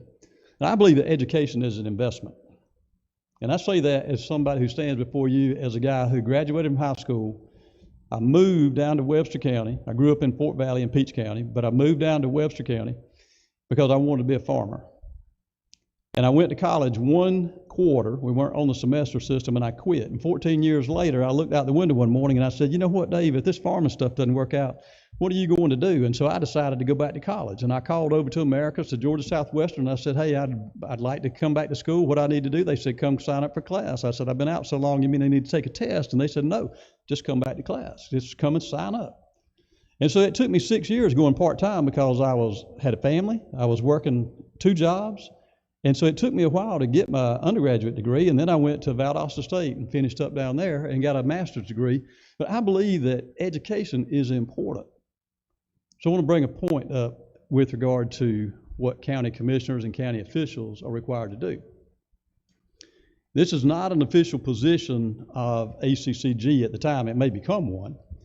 But at our policy meetings last week in Albany, our General County Government Committee had this conversation. It said, why is it that the only requirements for county commissioners is so much lower than everybody else? So if you get elected sheriff, probate judge, if you get appointed as a tax assessor, member of the Board of Tax Assessors, you have to have, for any of those positions, training and education. So I could train you how to handle a firearm. I can educate you about why you ought to do it. So I may use the terms interchangeably, but if you get elected to one of those positions, either before you take office or concurrent with taking office, you have to go and get trained or educated. And every one of those positions requires that you get a certain number of continuing education credits while you're in office, except for county commissioners, with a caveat. Georgia law says that before you take office, you have to have 18 hours of education and training. There's no CE requirement, nothing else, just 18 hours. That's all you have to do. Now, some people get elected in the off cycle, and we work with them so that they get those hours as soon as possible. And we offer a lot of other opportunities. In fact, in Georgia law, it says if you become a certified county official, and I see Rob back there from CVIOG, we work with them. If you become a certified county official, which is about 66 hours of education, then you get a $100 per month stipend. That's been in law since 2001. It hasn't changed, $100. So you go get your 66 hours, you get your $100 a month if that's what you want to do. I don't think it's about the money, it's about the education. It's about making better decisions because our citizens deserve the best that we can give them. So it's not about the money. But here's the conversation they had. Why should we not have a requirement? Why should we not request as an association that you all put a requirement into law? And I'm not recommending this. Again, this is not an official position of the association at this time. But they had that conversation, and what they wanted to do was to say, let's put something else on the table. So here's what they talked about. And again, I'm going to say it for the third time. It's not an official position. I'm putting it on the table because I don't know where it's going. The policy council is going to deal with it, and we'll see what our membership has to say about it. But they said $100, that was 23 years ago. Why not take it up to $200 or 10% of the salary? Because salaries in Georgia for county commissioners are very disparate. You go to a very rural community, it may be less than $1,000 a month. You go to some of the urban counties, it may be $70,000 a year. Very, very disparate. So what's the incentive to get people to go? Is it the money? Some people would do it for that. I would hope people would go because they want to be educated and make the great decision. But they said, what about changing this and then putting into a requirement that you have to have at least 12 hours of continuing education? They didn't say if that was a year or every 2 years, they just said 12 hours. So I don't know where it's going to wind up. I don't know if anything will ever even be done with it. What I'm proud to say is that we as an association offer a lot of opportunity. We have nearly 80 classes that county commissioners can take, and sometimes they do. But if you took a guess, I don't know that I won't ask you to do that, but of those who get elected on every 2-year cycle, and it ranges from probably at no less than 100 every 2 years. This year we're expecting closer to 150 new county commissioners. Only 55 to 60% will ever complete their certification. And some of them never show up again. Some of them, after the initial newly elected commissioners conference, don't come to anything else. Maybe they don't have the time. Maybe they're fully employed, full-time employed, those kind of things. But those are big issues, is how do we get officials educated? Because the better educated you are, presumably the better decision you'll make. And I think that's an important thing for us to consider. You might also be interested in knowing that if an official refuses to come to the newly elected commissioners conference, which we always hold in Athens at Mailer Auditorium, if they refuse to come, there's no penalty in the law. It just says you shall, but it doesn't say if you don't, what happens. And invariably, every election cycle, somebody says, I'm not coming. And so we end up on the phone with them saying, hey, here's the reasons you need to come. And sometimes we persuade them very gently. And then if it gets down to brass tacks, sometimes I end up calling and I say, you know, it sure would be bad to enter office having held your hand up and say, I do solemnly swear, which I've done 4 times. It would be bad to hold your hand up and say, I do solemnly swear when you have it already, because you're supposed to take that class before you go into office. So why would you be violative of the law that you just said or about to say you're going to uphold? So big issues like that. I think that we're doing a good job in trying to educate commissioners, but we can't force them to come. It's not a moneymaker. In fact, we do our best to break even on it. We pay Carl Vincent Institute to provide teachers and instructors, and we have to pay for class space and those sort of things. But overall, it's a small amount of money to get an education that's going to help, hopefully, you save money and or make money at the local level so that you can provide the services, or they can provide the services that are required. The last thing that I want to put on the table is what I'll call either PILT or pilot, depending on which acronym you like, but payment in lieu of taxes. And I don't have figures for you today, but this came up last week as well, and it's something that I've thought about before. But last week, we had a gentleman in the meeting who said that the state had just acquired 27,000 acres in his county. Now, I don't know the details, but I can tell you what happened in my county. This was pre-COVID. I had a guy from a conservation group come in, and he said, hey, I just want to tell you that we're about to buy 4,500 acres of property in your county. We're going to give it to the State Department of Natural Resources. So in a little small county, geographically small, you're taking 4,500 acres off the tax digest. That was a pretty big hit for my little small county. So should there be a program where the General Assembly appropriates money to help put that money back into the county coffers? Because if you're talking about viability, you have to have the cash to pay for the services. You got to pay for the sheriff and all those other things. So why should every Georgian have the right to come to those properties and enjoy them at the expense of the local taxpayer? Why shouldn't every Georgian put a little bit in? It's a question to ask. Again, I don't have a recommendation for you, but it's something that I think you ought to consider.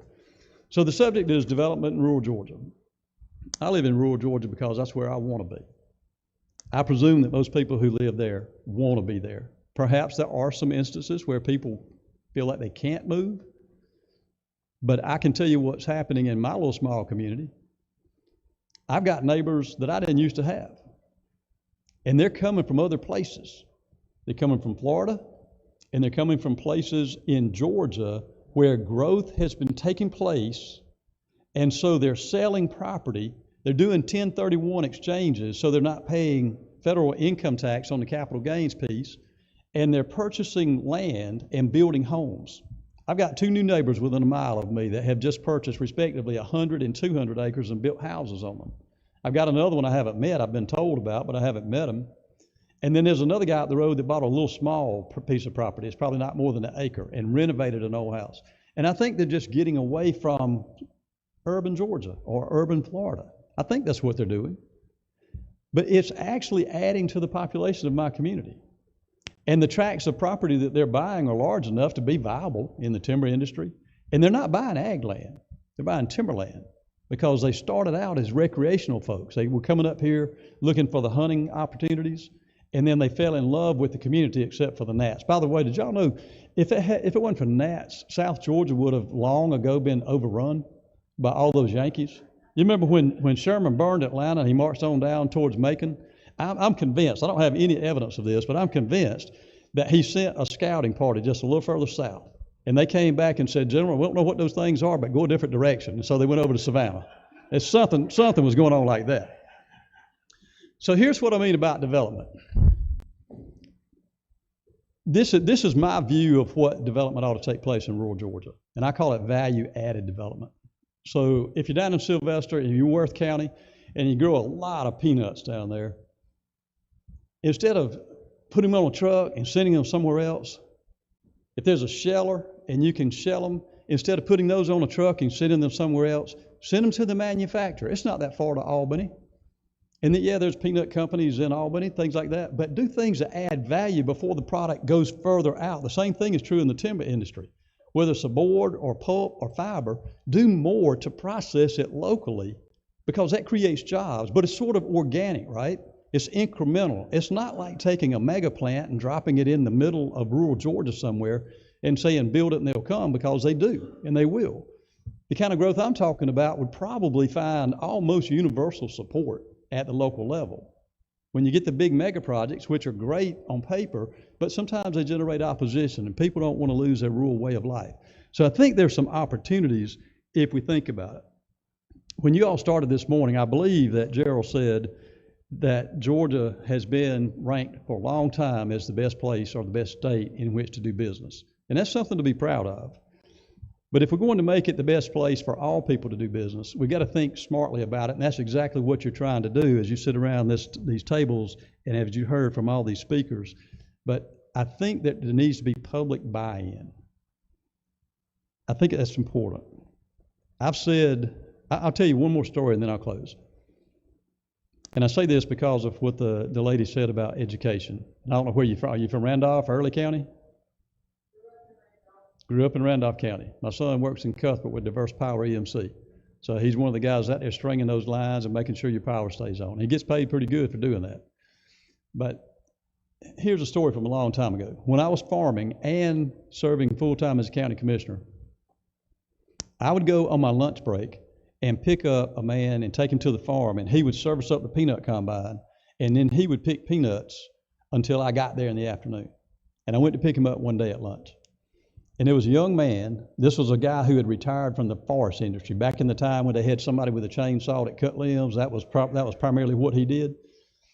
There was a young man sitting there. I didn't know his name, and I don't remember his name. But he said, "Hey man, you got a job for me?" And I said, "No, sir, that tractor just has one seat." "Oh man, I need a job." I said, "Did you graduate from high school?" He said, "No, sir." I said, "They have a GED program right down there in town that you can go to. You can get your GED, and then you can go to Americas to the technical college, and you can go through the class to become a commercial driver, get your commercial driver's license. You can go drive a big truck over the road." This has been 20 plus years ago, 25 years ago. I said, "You can go drive you a big truck over the Maid and make you $35,000, $40,000 a year." And I will never forget till the day I go to my grave what he said to me. And I won't repeat it all, but he said, "Oh man, that ain't no blanking money. I know a guy working at P&G, Procter & Gamble, in Albany, Georgia. He's making $100,000 a year." I said, "He might be, but you're sitting on your..." Now, he didn't have a response for that. Anybody want to take a guess where he ended up? Go ahead. You're exactly right. He ended up in prison. And that's a sad testimony about where we are with some people. We can do better than that. Like I said, I live in rural Georgia because I want to be there. I've said before, and I'll say it again, that I'd rather listen to whippoorwills than automobiles. I'll be glad to answer any questions you have. Thank you so much. Do we have any questions? Hey, I'll Rick. send you the same question I asked the cities, so I'm not perceived to be biased. So you want to know about the cost of On roads? taxes, I'm sorry? on the millage rate issues. So there's a lot of pressure on counties right now. And that comes from two factors. One is that property assessments are up because counties are having to reevaluate property because they're out of compliance on the sales ratio study, which affects what you get on your public utilities digest. And there's a problem that the Department of Audits, I think, is trying to fix. But right now, a lot of counties are out of compliance with that. So they're having to adjust. So you got higher rates on property valuation, and counties are under a lot of duress because expenses are up. The kind of things that you've seen on the screen, labor costs are up. They're all having problems recruiting. You heard some figures earlier about law enforcement. All of those kind of things are affecting counties. And so thank you for the things that you've done, like giving us more tools that help us generate, like Marketplace Facilitator. Wonderful thing. Generating $70+ million a month with about half of that going to local governments. That's a big, big plus. But there's still a gap. And so one of two things is going to happen. You're either not going to provide a level of service that is expected, or you're going to raise the revenue from somewhere. And right now, some counties are having to incrementally adjust their revenue up by raising the millage rate. Even in my own county, for the first time I can remember in a long, long time, they're going up on the millage rate. I don't object to that because I understand what they're doing. But most people see it only through the lens of what's coming out of my pocket. Look, if you want to know what's coming out of your pocket, I can give you a story from 1940s. I've got a tax bill from my grandfather. He owned almost 800 acres of property, and his tax bill was about $5. Today, that same property, minus a little bit, is probably going to be taxed at around $4,700 to $4,800. And I asked this question: which one's harder to pay? For us to pay the 47 or 8, or for him to pay the 5? I suspect it was pretty hard for him to come up with $5. This is our last question, Chairman Yerla. Okay, I'll be brief. Thank you for your presentation. You're welcome. Great presentation. I appreciate that. I was having a conversation with our county commission chair recently, and he told me that they were having an issue with SPLOST and the fact that their anticipated revenue was really, they're bumping up toward that anticipated revenue with some more time left on the SPLOST. And certainly SPLOST is very, very important to small counties with a limited tax base. Is that something y'all are seeing you know, we've had inflation certainly raised, you know, the amount of sales tax collected. Plus, Georgia's doing a better job of collecting internet taxes. So, you know, I don't know if we're growing. Probably there's a little bit of growth there, but is that an issue you see in other counties? It's the first time that I've heard of it, but I wouldn't be surprised if I hear of it again because of what you mentioned with inflation. So if your SPLOST was passed, say, 4 years ago. That's correct. Before we got into superinflation, then your sales tax collection will be artificially inflated. Right. And you'll hit that cap beforehand. That's correct. So it could be a problem, yes, sir. Yeah. Very good. Thank you. You always do a good job, and we certainly appreciate it. Thank you. This is our last presentation, the University of Georgia Carl Vinston Institute. Greg, come on down. Thank you for being here, Greg. We look forward to hearing from you. Greg is the Associate Director for the Workforce and Economic Development.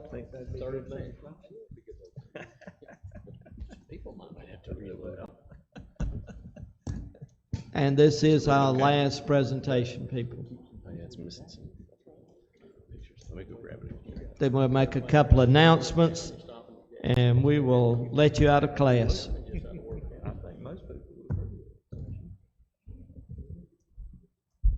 I'll get started while we get the tech issues solved because it's 3 o'clock and I'm the last person between you and home. Hey y'all, good afternoon. My name is Greg Wilson and I have the privilege of serving as an associate director at the Institute of Government. I'm joined today by our director, Rob Gordon. Many of y'all know Rob well. I know he works closely with y'all. I think I have the best job in the state of Georgia. I get to work alongside colleagues that are working across the state every day to help make the state a better place, to help work with communities, to help leaders like y'all solve important challenges. And that motivates me, that motivates our team at the Institute of Government. I was with y'all back in 2019 in Moultrie talking about workforce development. That came up today throughout the day. And pleased to be back here again today as well. I know that many of y'all have interacted with the Institute of Government in your work over time. I know that y'all understand a little bit about what we do. You know, at the Institute of Government, we work to inform, innovate, and inspire so that government leaders, small and large, state leaders, can be more responsive to the challenges they face now and into the future. You know, our faculty and staff work on a wide variety of topics to help deliver the knowledge and skills. Working with professional staff, elected officials. You heard both our ACCG and GMA partners mention that as well. And you know, our goal is to take the knowledge of the University of Georgia and apply it across the state through our land grant and sea grant mission. Government's in our name, we know government, and that's kind of what we really focus on for this. I'm thinking we got our tech challenges here solved, y'all. Y'all didn't miss anything yet, so this is just fine. Hey, there we go. Just click right there too. Okay. It's been smooth all day, and here we are with some tech challenges, but it's all good. First thing I want to say is I've been here all day long and had a chance to be a fly on the wall, and I would say kind of ditto. You know, a lot of what you've heard today in terms of challenges and in terms of needs are the same things that we see in our work at the Institute of Government. But in the interest of time and in the interest of being the last speaker here of the day, I want to kind of bring some thinking on some solutions that we've had an opportunity to partner with communities across the state on. You know, usually I would bring a bunch of charts and data for this, but I didn't think that would sit well at 3 o'clock this afternoon. So I want to talk about kind of the challenges that we're working with communities on, and then how we're working to address some of those challenges. So you heard this piece mentioned earlier. You heard about, you know, the work that we do on training a little bit. And we've long had the role at the Institute of Government helping equip government leaders with knowledge and skills and resources to succeed at their roles. I know a number of y'all were in elected office previously before coming to the General Assembly, and you may have been through some of our training classes that we partner with ACCG on and GMA on, or maybe you were in a staff role or an appointed role and came through training programs that we helped to deliver.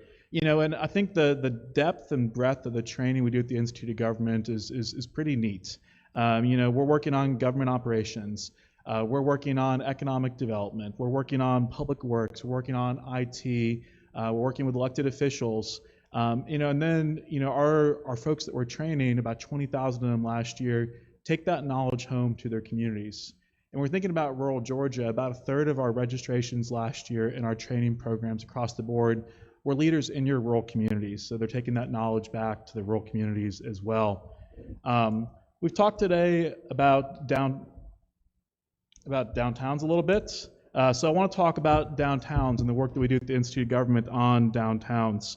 I don't have to tell you all how the critical role that downtowns play in the economy, in the tax base, in driving vitality in the community. And we're working with many areas of the state. We will continue to work through our Renaissance Strategic Visioning Program. And we've worked with a number of governments to help them re-envision their downtowns, to help put together plans for that. Chairman Corbett, in your district, we were working with Homerville recently.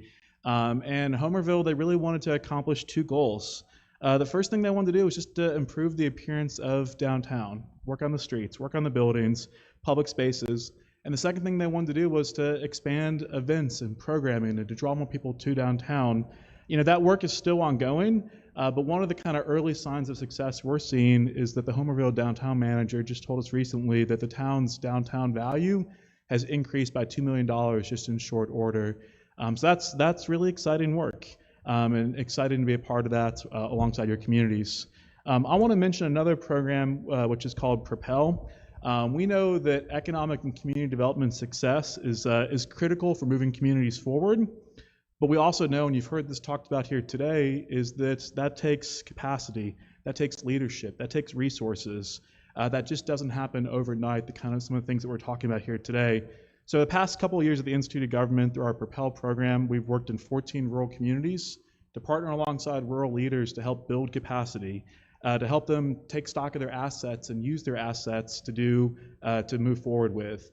Develop a realistic plan, and then to help them implement that plan for community and economic development. This is one I'm really close to. I've had the privilege of working on this one from the very beginning. I could talk about it all day, but I'm not going to. I want to actually, we're going to hopefully have a quick video here that shows some of the success stories from Appling County and Chairman Workhouser's district and some of the impact of that program here. So we'll see if the gremlins play along with this.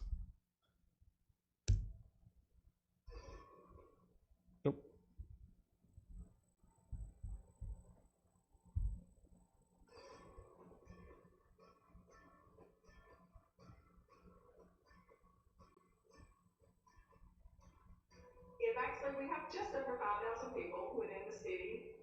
We're a part of Appling County, home to Georgia's first nuclear power plant.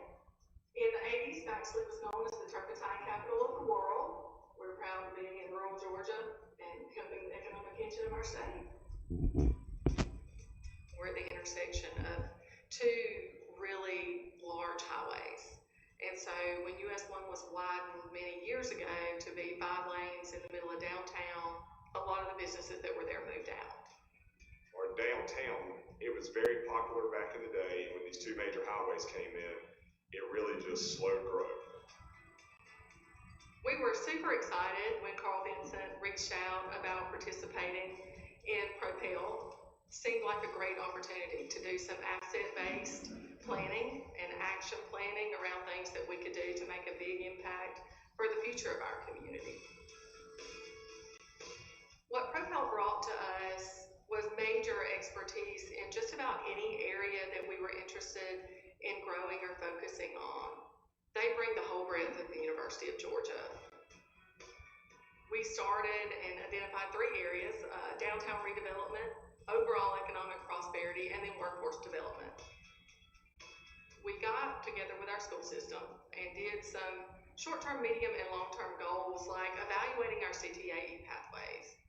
We opened a college and career academy. The Propel program played a part in identifying what programs needed to be there that could be utilized by the whole region to lift us all up on the workforce development side. The future for downtown Baxley is promising. Through some SWOT analysis, we figured what our strengths were, what our weaknesses were. Carl Vincent Institute and some of their designers and their engineers have kind of laid out some plans for us on what our downtown could look like, which really gets people excited about stuff. We've got 4 new tenants in these buildings. We've got new city signs out there. We've actually put some planters outside. And one of the things that we're really, really excited about is we've actually done some food festivals recently. And we have at least 15 trucks every time. And they have sold out every single time they've come here. We've done an amazing amount of work that has really helped start the kickoff for rejuvenation in this town. The program as a whole has given us kind of the tools, resources, and a plan to be able to implement these changes far into the future. Our Propel team was great, and we truly appreciate everything they've done for us in this town. We've made some amazing strides forward, and it's in large part because of the Propel program.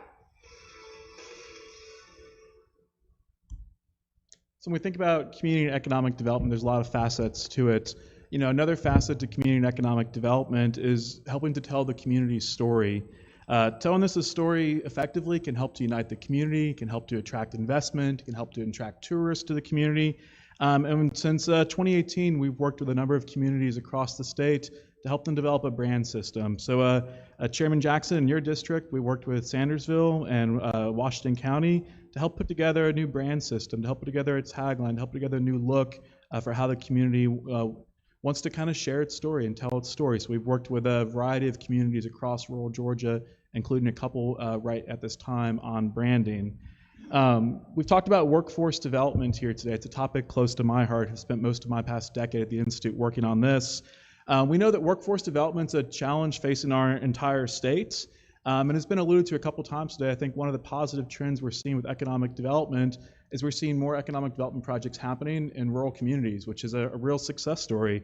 But you know, that also creates workforce challenges. We need young adults that are ready to go into work and stay in the communities. We need adults that maybe want to change careers or re-enter the workforce, be ready to go on this as well. So to take advantage of the investments that community has generated.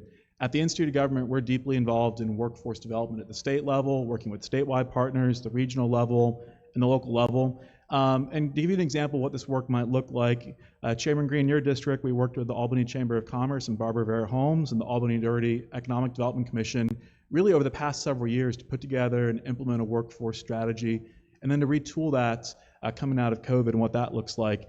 And they've had some really good success with that, whether it's launching teacher externship programs, whether it's programs to connect the parents of students in the school system to in-demand or high-demand careers, whether that's working with students with disabilities to help connect them to employment opportunities in the community, and they're really building that workforce for their rural community. Last case study I want to mention is around revitalizing rural assets.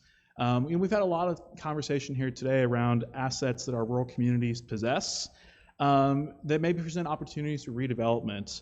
How do we leverage them in new ways? Sometimes the path is clear and we know what to do with them. Sometimes the path isn't clear and leaders want to think about what option do we go in. So one example we've helped on this in a rural community here recently is in Catoosa County. Near Chairman Tarvin's district, and the Catoosa County Public Facilities Authority asked for our help to understand what to do with the Hutchinson Hospital facility.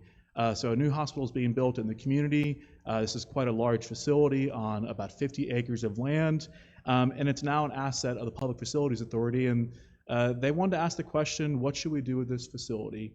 What's financially viable? How do we negotiate with a developer to find something that both fits our community, but also contributes to the tax base and to return that back to the tax rolls? So our team of economists and analysts worked with the Public Facilities Authority and stakeholders determined, well, what might be a good fit for this? And then what's financially viable? What's financially viable in the interest rate environment today versus what it might be in the future?